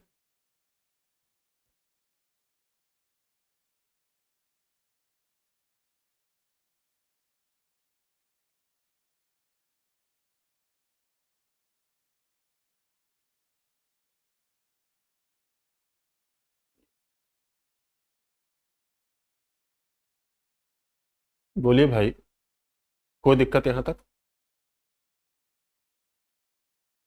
अब अगला, 2 कॉन्सेप्ट और समझते हैं, 2 कॉन्सेप्ट और समझना है, 2 कॉन्सेप्ट तो समझे, 2 कॉन्सेप्ट और, अगला 2 कॉन्सेप्ट, फिर क्या हो रहा है, अगला फिर कहा गया कॉन्सेप्ट नंबर 3, क्या कहा गया, कोई भी,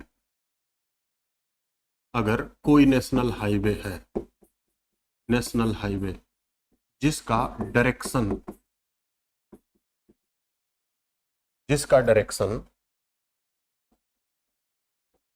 नॉर्थ से साउथ या साउथ से नॉर्थ को, any national highway that is move from north to south और south to north, these national highways indicate only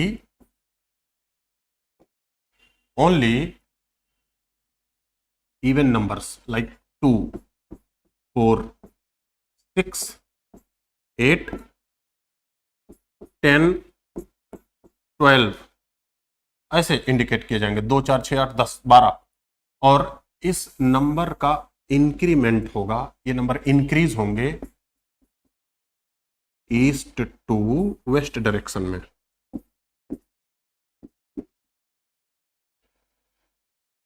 ये नंबर इंक्रीज होंगे किधर से किधर जाने में, ईस्ट से वेस्ट जाने में इंक्रीज होंगे नंबर। इसका मतलब ध्यान देना बेटा, इसका मतलब क्या हुआ, अगर जो हम इसे इंडिया मान लेते हैं, ये इंडिया है, ये लो जो बना ही दिया रफली ऐसे, ये इंडिया है, यहां तो थोड़ा गड़बड़ है बस, हाँ हो गया।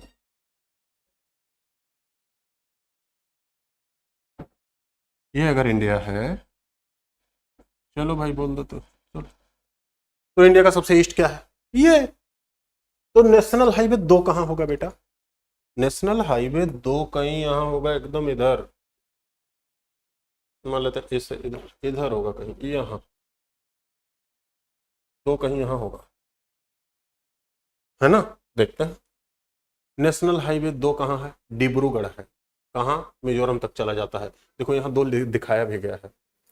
अब अगर जो आप एचडी में करोगे तो ये मैप दिखेगा, 2 यहां दिखाया भी गया है, समझ में आ रही बात, बोलो बेटा। तो नेशनल हाईवे 2 यहां होगा, अब और ईस्ट में बढ़ोगे तो देखो 4 यहां होगा, इसका मतलब जिसका डायरेक्शन, अब इसमें अलग अलग, जिसका डायरेक्शन नॉर्थ से साउथ में है, नॉर्थ से साउथ में है, वो सम संख्याओं में 2, 4, 6, 8 में वो इंडिकेट होगा। तो नेशनल हाईवे 2 इधर है, थोड़ा और आगे बढ़ो तो 4 देखो अंडमान निकोबार में है, 4 भी देखो ये अंडमान निकोबार में है, तो 2, 2 और फिर 4 अंडमान निकोबार में है, और ईस्ट में बढ़ोगे तो 6 मिलेगा, और ईस्ट में बढ़ोगे तो 6 देखो, शिलोंग वगैरह, गुवाहाटी से शिलोंग वगैरह होते हुए यहाँ आइजोल तक आता है नंबर 6, इसका भी डायरेक्शन नॉर्थ साउथ है।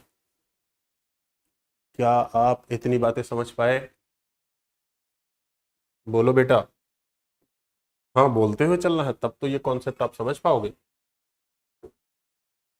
तो इसका मतलब यहाँ ग्रीन पेन से हम कर दिए 2, फिर यहाँ होगा 4, फिर यही होगा 6, ऐसे जो सबसे लंबा नेशनल हाईवे है ऐसे होके यहाँ कन्याकुमारी तक चला जाता है, ये भी नॉर्थ से साउथ है। ये कौन सा नेशनल हाईवे है, 44,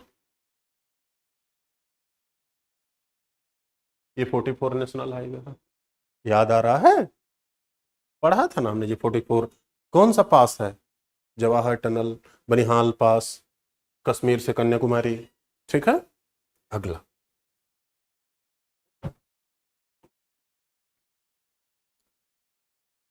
अगला देखो नंबर 4 कॉन्सेप्ट, अब इसी का उल्टा कर लो, मान लेते हैं कोई बेटा नेशनल हाईवे हो, कोई एनएच हो, अब जिसका डायरेक्शन, अब जिसका डायरेक्शन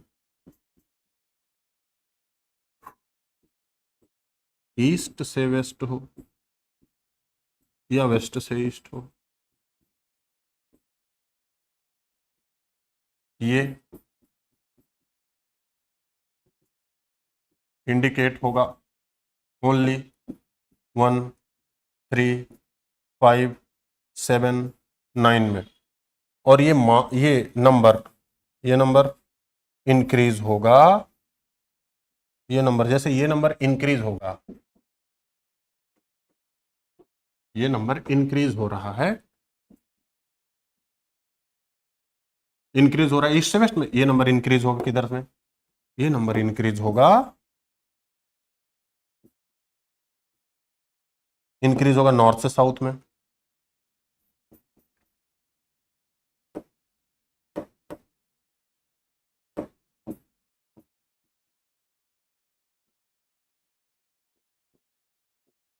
ये नंबर इंक्रीज होगा नॉर्थ से साउथ में, इसका मतलब बेटा हमारा जो नेशनल हाईवे 1 मिलेगा वो कहीं ना कहीं एकदम नॉर्थ में मिलेगा, 1 3 मिलेगा थोड़ा सा उसके साउथ में, 5 मिलेगा, ऐसे समझ में आ रही बात? देखते हैं कैसा है, तो एकदम है यहां बारामूला से लेह तक, उरी, बारामूला, उरी वही है बारामूला डिस्ट्रिक्ट में, बारामूला, बारामूला उरी से लेह तक यही है, नेशनल हाईवे 1 है। समझ में आ रही बात? ठीक है। अब ये दूसरा, तीसरा नेशनल हाईवे चंडीगढ़ होते हुए अटारी बाघा सीमा से पंजाब होते हुए लेह लद्दाख तक ये भी चला जाता है, नेशनल हाईवे 3, देखो यहाँ 3, अमृतसर होते हुए चंडीगढ़ अमृतसर और ये लेह तक चला जाता है 3। तो नेशनल हाईवे 1, नेशनल हाईवे 3, तो आ गया 3, ये है 3। क्या इतनी बातें मैं आपको समझा पाया? क्या ये 4 कॉन्सेप्ट आपको समझ में आए नेशनल हाईवेज के? बोलो बेटा।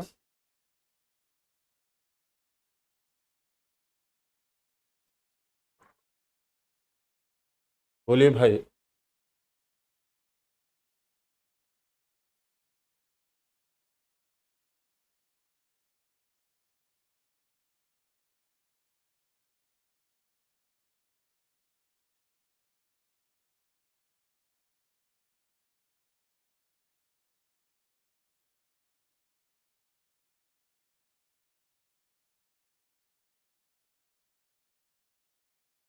समझ में आ गया ये चारों कॉन्सेप्ट? एक बार रिवाइज करते हैं। हमने क्या देखा? चलो, पहला देखा कोई भी मेन एनएच होगा तो 2 डिजिट में इंडिकेट करेगा, 1 से लेके, सब एनएच होगा तो 3 डिजिट में इंडिकेट करेगा। पहला डिजिट इंडिकेट होगा ब्रांच में मेन एनएच का, दूसरा इंडिकेट होगा उसका नंबर। अब कभी कभी ये भी है, देखो एक चीज और, मान लेते हैं बेटा किसी मेन सब एनएच का भी सब पार्ट निकला हो, तो इसका नंबरिंग कैसे किया जाएगा? इसकी नंबरिंग जैसे 330 का एक सब पार्ट है तो इसमें A B C D alphabetical order होगा, तो 330 ए होगा ये, ऐसे। आपको 331 331 फिर दूसरे में जोड़ दिया जाएगा, 31 में हो जाएगा, है ना? तो इसका भी सब ब्रांच हो, इसका भी सब ब्रांच, सब एनएच का सब ब्रांच, सब ब्रांच ऑफ सब एनएच वो इंडिकेट होगा कैसे? अल्फाबेटिकल ऑर्डर में, डी में। तो मतलब जैसे 330 का कोई सब ब्रांच पहला होगा तो 330 ए होगा पहला ब्रांच, 330 का कोई दूसरा ब्रांच होगा 330 बी होगा, ऐसे। चलो रिवीजन में एक चीज और मिल गई। तो ये 2 कॉन्सेप्ट। फिर से हमने क्या कहा? कोई नेशनल हाईवे जो नॉर्थ से साउथ मूव करता हो, डायरेक्शन का मतलब जिसका मूवमेंट नॉर्थ से साउथ हो, उसे इंडिकेट किया जाएगा 2 4 6 8 में, और ये इंक्रीज होगा ईस्ट से वेस्ट में। इसी हिसाब से पहला जो एनएच है आपको बताया, पहला एनएच मतलब दूसरा एनएच, माफ करना, ये नॉर्थ ईस्ट में होगा, सबसे ईस्टर्न पार्ट में होगा, ठीक है। सबसे लास्ट वाला एनएच 68 देखो, 68 देखो जैसलमेर से यहाँ आके कनेक्ट हो जा रहा है, सबसे लास्ट वाला एनएच होगा, है ना? ऐसे ही चौथा कॉन्सेप्ट, कोई एनएच जिसका डायरेक्शन वेस्ट से ईस्ट, ईस्ट से वेस्ट हो, उसे इंडिकेट किया जाएगा 1 3 5 7 9 और आगे 11 में, ये इंक्रीज होगा नॉर्थ से साउथ। तो इसीलिए सबसे पहला जो एनएच मिला वो यहाँ उरी से बारामूला से लेह तक गया, दूसरा एनएच पंजाब से होते हुए अटारी बाघा से होते हुए अमृतसर होते हुए चंडीगढ़ अमृतसर और चला जाता है मनाली होते हुए लेह, मनाली पहुंच गया तो लेह अटल टनल से। इतनी बातें मैं समझा पाया आपको? और इसी हिसाब से कुछ आपके नेशनल हाईवेज दे दिए गए हैं कि भाई NH44 दे दिया गया है, इसी NH44 में नॉर्थ ईस्ट कॉरिडोर दे दिया गया है, गोल्डन क्वाड्रिलेटरल दे दिया गया है, कौन कौन सा NH है, इसी के हिसाब से कुछ कुछ आपके नेशनल हाईवे दे दिए गए हैं, शॉर्ट नोट, ठीक है। इसे आपको पढ़ना, कॉन्सेप्ट मैंने बता दिया, सबसे लंबा है, वेस्ट कॉरिडोर है, ईस्ट वेस्ट कॉरिडोर है, NH44 है, NH14 है, 19 है, किसको किससे, गोल्डन क्वाड्रिलेटरल का पार्ट है। मैप एक बार देख लें, गोल्डन क्वाड्रिलेटरल देखो 27 को जोड़ना है, 27 से फिर 48, 48 से फिर 16, 16 से फिर ना 16 है ना, 16 से फिर ये 27, ऐसे ये गोल्डन क्वाड्रिलेटरल है। ठीक है, तो ये गोल्डन क्वाड्रिलेटरल जो 4 महानगरों को जोड़ता है, ये 19 भी है, 27 गोल्डन क्वाड्रिलेटरल। कम से कम इसे भी ध्यान से देख लीजिएगा।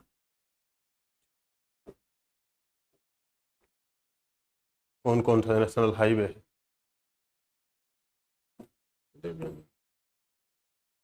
ठीक है, क्या मैं इतना समझा पाया? बढ़िया। अब आ जाओ भाई दूसरा, दूसरा दूसरा कौन सा? पहले तो पहला कौन सा है, उसके बाद दूसरा।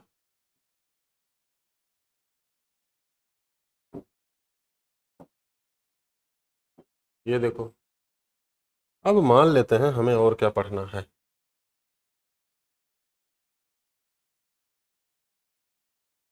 Rail, rail. अब रेल में हमें क्या जानना होता है? रेल में, यार रेल में कभी कभार जो पूछा भी है, रेलवे हेडक्वार्टर्स पूछा है कि भाई इस जोन का हेडक्वार्टर है कहाँ। रेलवे जोन पूछा है, जिसे जोन कहते हैं। जैसे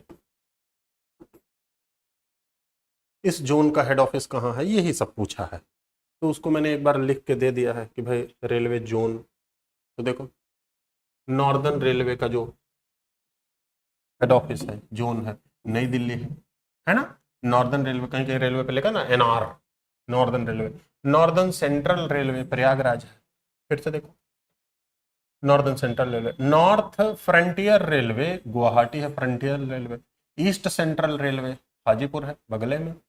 साउथ ईस्ट रेलवे है ना, ये गार्डन रीच मतलब कोलकाता है। ठीक है।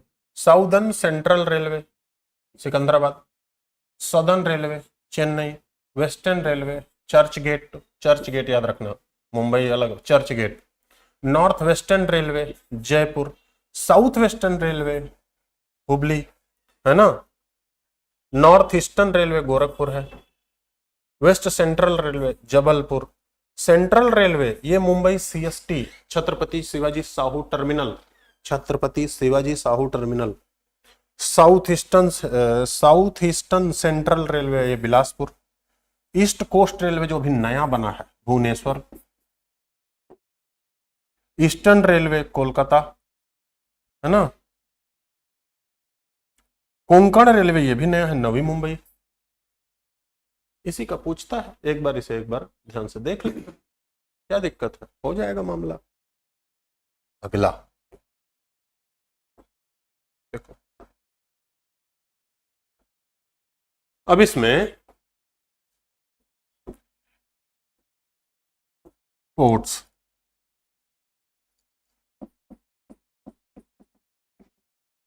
वो भी इंटरनेशनल ने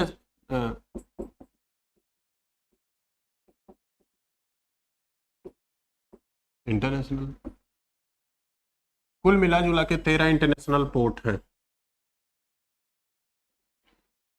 एक देखो, कुछ पोर्ट हमारे वेस्ट कोस्ट पे हैं, कुछ पोर्ट हमारे ईस्ट कोस्ट पे हैं। वेस्ट कोस्ट पे मैक्सिमम जो पोर्ट हैं वो नेचुरल हैं। ईस्ट कोस्ट पे जो मैक्सिमम पोर्ट हैं वो टाइडल पोर्ट हैं।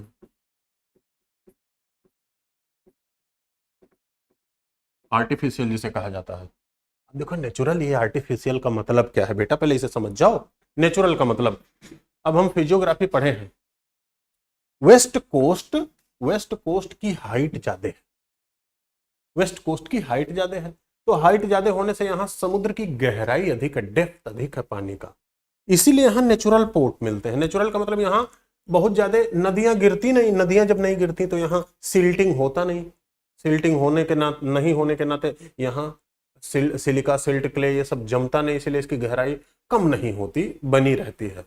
तो यहाँ ज्यादातर नेचुरल पोर्ट्स मिलेंगे। जैसे विजिंगम पोर्ट बनाया गया किधर, ईस्ट में नहीं बनाया गया क्योंकि ईस्ट में नदियां ज्यादा गिरती हैं, बार बार सफाई करनी पड़ेगी। वेस्ट कोस्ट ज्यादा सुटेबल है। तो कोच्चि के पास, ये केरल के पास बनाया गया वजिंगम पोर्ट, जो बड़ा हार्बर बनाया गया अभी है। तो 13 इंटरनेशनल पोर्ट हमारे पास है।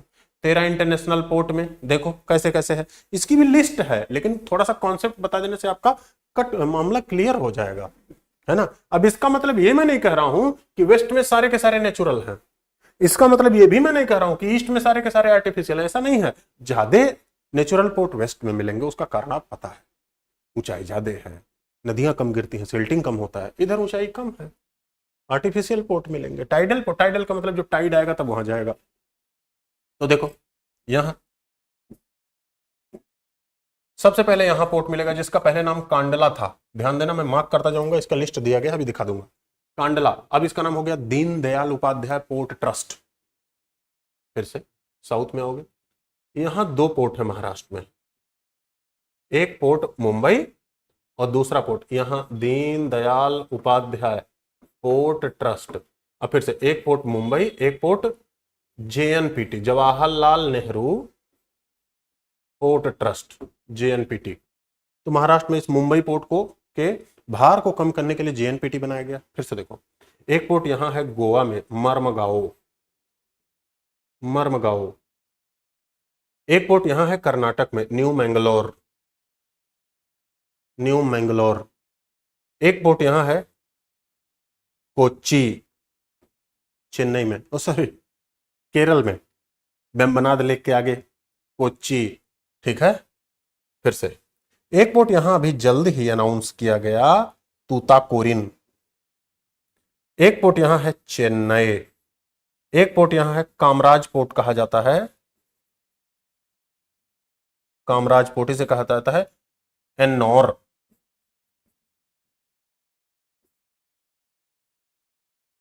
ठीक है, कामराज पोर्ट। फिर से देखो, एक पोर्ट फिर यहां है विशाखापत्तनम, आंध्रा में। एक पोर्ट यहां उड़ीसा में है, पाराद्वीप, है ना। अब एक पोर्ट यहां, एक पोर्ट यहां, यहां एक पोर्ट है हल्दिया, यहां एक पोर्ट है डायमंड हार्बर या कलकत्ता। अंडमान निकोबार में एक पोर्ट है, ग्रेट निकोबार।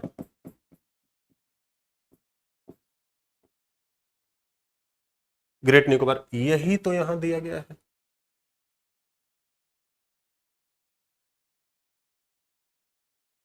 देखो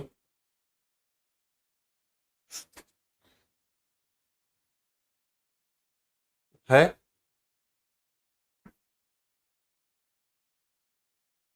यही तो यहां दिया गया है।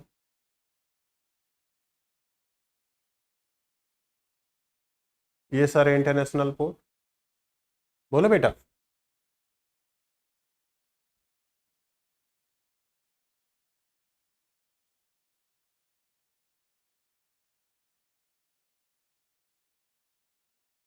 क्लियर, इसमें कुछ बातें और ध्यान देनी है।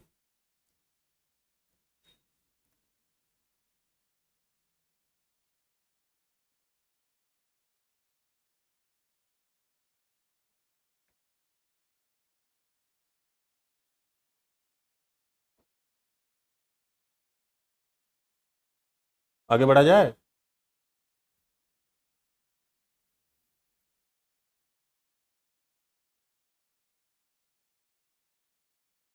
आगे बढ़े बेटा,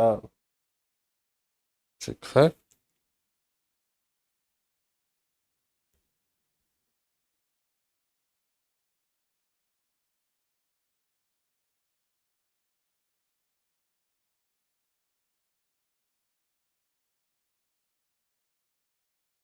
अब देखो, इसमें से इसमें से कुछ पोर्ट में, इसी पे कर देते हैं, इसमें से कुछ पोर्ट में इकोनॉमिक एक्टिविटी अधिक करने के लिए,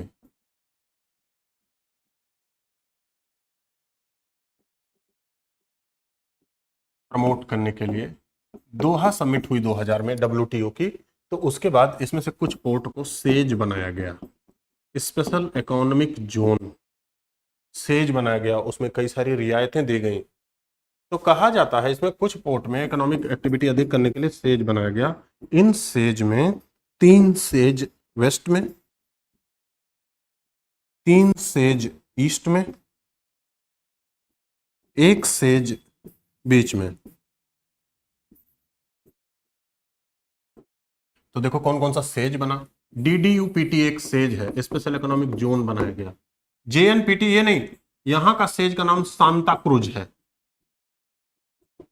सांता क्रूज। तो ये एक सेज है सांता क्रूज, मतलब इस पोर्ट के पास सांता क्रूज सेज। कोच्चि एक सेज है, स्पेशल इकोनॉमिक जोन। चेन्नई एक सेज है, स्पेशल इकोनॉमिक जोन। विशाखापत्तनम एक सेज है, स्पेशल इकोनॉमिक जोन। यहां का सेज का नाम पोर्ट के नाम पे पाल्टा है, पाल्टा एक सेज है, स्पेशल इकोनॉमिक जोन। तो 1 2 3 इधर ईस्ट में, 1 2 3 इधर वेस्ट में, एक बीच में, बीच में यहां दिल्ली के पास एक सेज बनाया गया, new Okhla industrial development authority, short form इसका। कौन सा सेज है ये? नोएडा, ये सॉफ्टवेयर का सेज है। यहां भी स्पेशल इकोनॉमिक जोन बनाया गया, जिसका शॉर्ट फॉर्म क्या है? New Okhla industrial development authority. ये पता था जी? नोएडा का फुल फॉर्म पता है सबको? बोलो जल्दी से।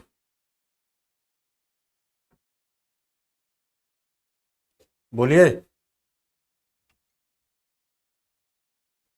नहीं पता है?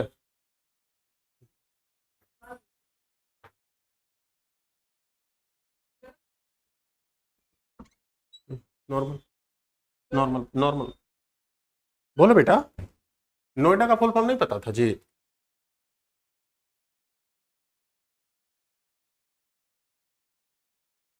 तो सब जाइए, भी सेज है, new Okhla industrial development authority. ठीक है, तो ये सब सेज है। तो कुछ ऐसे सेज डेवलप किए गए। अच्छा, फिर आगे, अब सेज हो गए भाई। अब इसके बाद इसे भी हमने जान लिया। अगला, इनलैंड वाटर।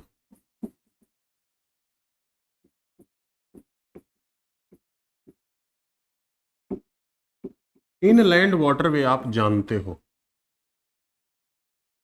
इसे तो हम अच्छे से जानते हैं। चलो देखो लेते हैं। रिवर सिस्टम तो हम पढ़ चुके हैं, एक बार इसे रिवाइज कर लेते हैं बस। रिवर सिस्टम में ही हम पढ़ लिए थे इनलैंड वाटरवे।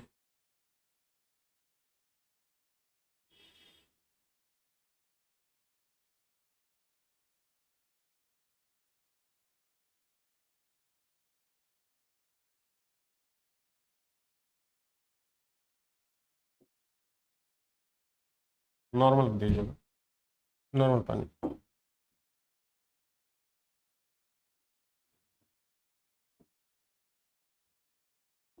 चलो रिवाइज करो, जवाब दीजिए। आप लोग लग रहा है सो गए हैं। ये यहां से और ये यहां तक, ये कौन सा वाटरवे है? NW1, national water 1, NW1, national waterway 1। सबसे लंबा, गंगा नदी में 4 राज्य। कितने राज्य हैं?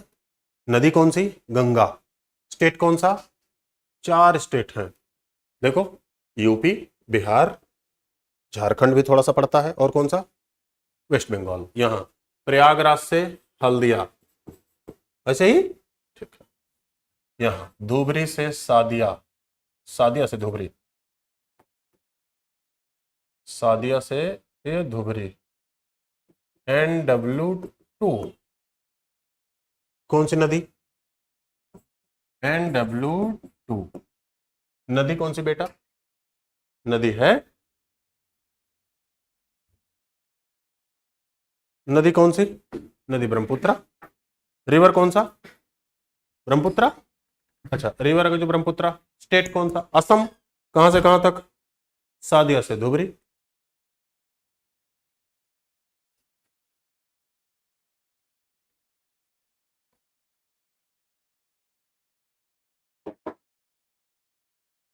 है ना? पानी पी रहा था भाई। ठीक। दो। चलो बाबू यहां बताओ, ये कौन सा नेशनल वाटरवे है? NW3। ठीक है, NW3 कहां से कहां तक? NW3 कोट्टापुरम से कोल्लम, वेस्ट कोस्ट कैनाल यहां जोड़ती है। कोट्टापुरम से कोल्लम वेस्ट कोस्ट कैनाल यहां जोड़ देती है। 3 हो गया भाई, 3 हो गया। अगला केरल में है, यहां काकीनाडा कोस्ट से यहां पुदुचेरी तक, ये 4 हो गया। NW4, NW5 यहां है, NW5 यही है, ऐसे थोड़ा सा NW5। ये NW5 NW1 कनेक्ट करने की बात भी की जा रही है, इसे एक बार देख लेते हैं। देखो NW1, ये 5, ये 2 के बाद ये 4, ये 3 यहां भी दे दिया गया है। NW1 गंगा रिवर में है, भागीरथी हुगली रिवर शामिल है, हल्दिया सागर एक जगह है, हल्दिया वही प्रयागराज 1620 किलोमीटर। डिक्लेयर हुआ 1986 में। ठीक है, हल्दिया तक है। कौन कौन सिटी है इस पे, ये भी ध्यान देना है। साहिबगंज भी है अपना, भागलपुर भी है, पटना, ये सब कभी कभी पूछा जाता है। फरक्का भी है, पाकुर भी है झारखंड का। ठीक है, कोलकाता हल्दिया। अगला NW2, ये सादिया से धुबरी, सादिया टू धुबरी, सादिया से धुबरी। ब्रह्मपुत्र रिवर 88 में अनाउंस हुआ। अगला कोट्टापुरम टू कोल्लम 3, कोट्टापुरम, ये कोट्टापुरम और फिर वेम्बनाड लेक कोच्चि होते हुए, है ना, कहां तक? ये अष्टमुड़ी लेक, यहाँ कोल्लम है, अष्टमुड़ी लेक के पास, अष्टमुड़ी कयाल कोल्लम। ठीक है। NW4 कहां से? ये काकीनाडा, काकीनाडा, ठीक है, से कहां तक? पौंडीचेरी, काकीनाडा से पौंडीचेरी 767 किलोमीटर का है। और ये NW4 यहां है। NW4 टोटल लेंथ इसकी 1000 किलोमीटर हो जाती है, अलग अलग ब्रेक करके है। NW5, NW5, NW5 यहां जियोनखली वेस्ट बंगाल में है। जियोनखली के दंगे सुने होंगे। जियोनखली से ये पाराद्वीप तक है। ठीक है, और ये waterway state Orissa, west Bengal, Mahanadi, Brahmani, इन सबों को जोड़ दे, ईस्ट कोस्ट कैनाल गया। टोटल लेंथ इसकी 588 किलोमीटर है। ये 2008 में डिक्लेयर हुआ। ठीक है, तो जियोनखली से कहां तक? पाराद्वीप तक है, पाराद्वीप पोर्ट पर। ठीक है, ये नेशनल हाईवे 5 है। तो ये 5 नेशनल हाईवे हो गए। क्लियर हो गई बात? ठीक है, तो इतनी चीजें तो आपको बता दी गई। ठीक है, अब इसी तरीके से इसका भी क्वेश्चन आपसे कर लिया जाएगा एक बार, जैसे भी पूछ लिया जाए, है ना, जैसे भी पूछ लिया जाए। इसकी सिटी पूछ ली जाए, इसका एरिया पूछ लिया जाए, कभी कभी पूछ लिया जाता है सबसे लंबा नेशनल हाईवे, ऐसी चीजें पूछो। कौन सा नेशनल हाईवे, कौन सा गोल्डन कोऑर्डिनेटर है, इसे एक बार आपको रिवीजन करना पड़ेगा। अब आप ये नहीं कह सकते कंफ्यूजन है ना। एक आध बार रिवीजन करके जब क्लास में एग्जाम में जाएंगे तो मतलब मामला बन जाएगा, उसमें बहुत ज्यादा दिक्कत नहीं हो पाएगी। ठीक है ना, बोलो बेटा। अब इसके बाद थोड़ा सा ध्यान दो, हम कोई टॉपिक शुरू नहीं कर सकते, हमारे पास समय नहीं है, लेकिन थोड़ा सा ध्यान लेते हैं। इंडिया, इंडियन ज्योग्राफी में आपको बिहार नहीं पढ़ाया गया। बिहार स्पेशल की क्लास अलग से होगी, नहीं तो और टाइम इसमें लग जाता। तो बिहार स्पेशल की क्लास प्रवीण सर शायद लें। ठीक है, तो इंडियन ज्योग्राफी लगभग लगभग हम पार्ट किए क्या? फिजिकल ज्योग्राफी ऑफ इंडिया किए, रिवर सिस्टम किए, सॉयल एंड एग्रीकल्चर किए, मिनरल एंड इंडस्ट्री किए। फिर से देखो, मिनरल एंड इंडस्ट्री, इसकी लोकेशन है ना, और हमने क्वेश्चन डिस्कशन भी किया, फिर हमने ट्रांसपोर्टेशन वाला पार्ट भी कर लिया इंडियन ज्योग्राफी में। इतनी चीजें तो हमने इंडियन ज्योग्राफी में कर ली। अब फिजिकल पार्ट,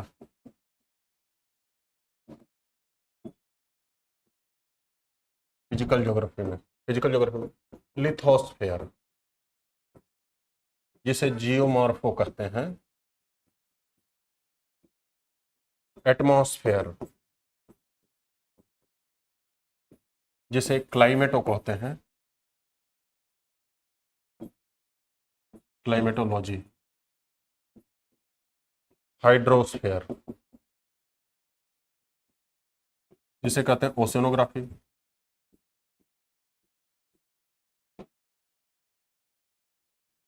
इसमें थोड़ा सा हमें ज्यादा टाइम देना है क्योंकि इसका लिंक इंडियन ज्योग्राफी से है, तो एग्जाम में क्वेश्चन ज्यादा आता है।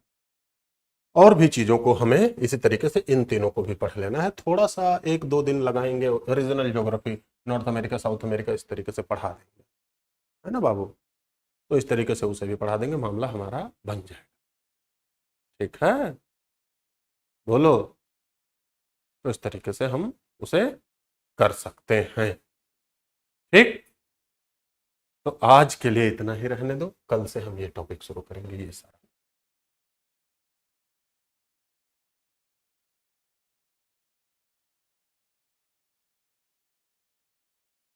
ठीक, तो आज यही क्लास किया जाए बस। आज हमने दो ही चीज किया, एक तो क्वेश्चन डिस्कशन किया और ट्रांसपोर्ट टॉपिक किया। इन सब टॉपिक में थोड़ा सा समय हमारा ज्यादा लगा, रिवर सिस्टम, सॉइल एग्रीकल्चर, है ना, ये सब टॉपिक में समय ज्यादा लगा। फिर कल से मिला जाएगा इस पे। ठीक है, ठीक, आज यहीं तक, है ना बाबू। Thank you. इसे कोई अर्जुन, प्रिंस, जो भी हो।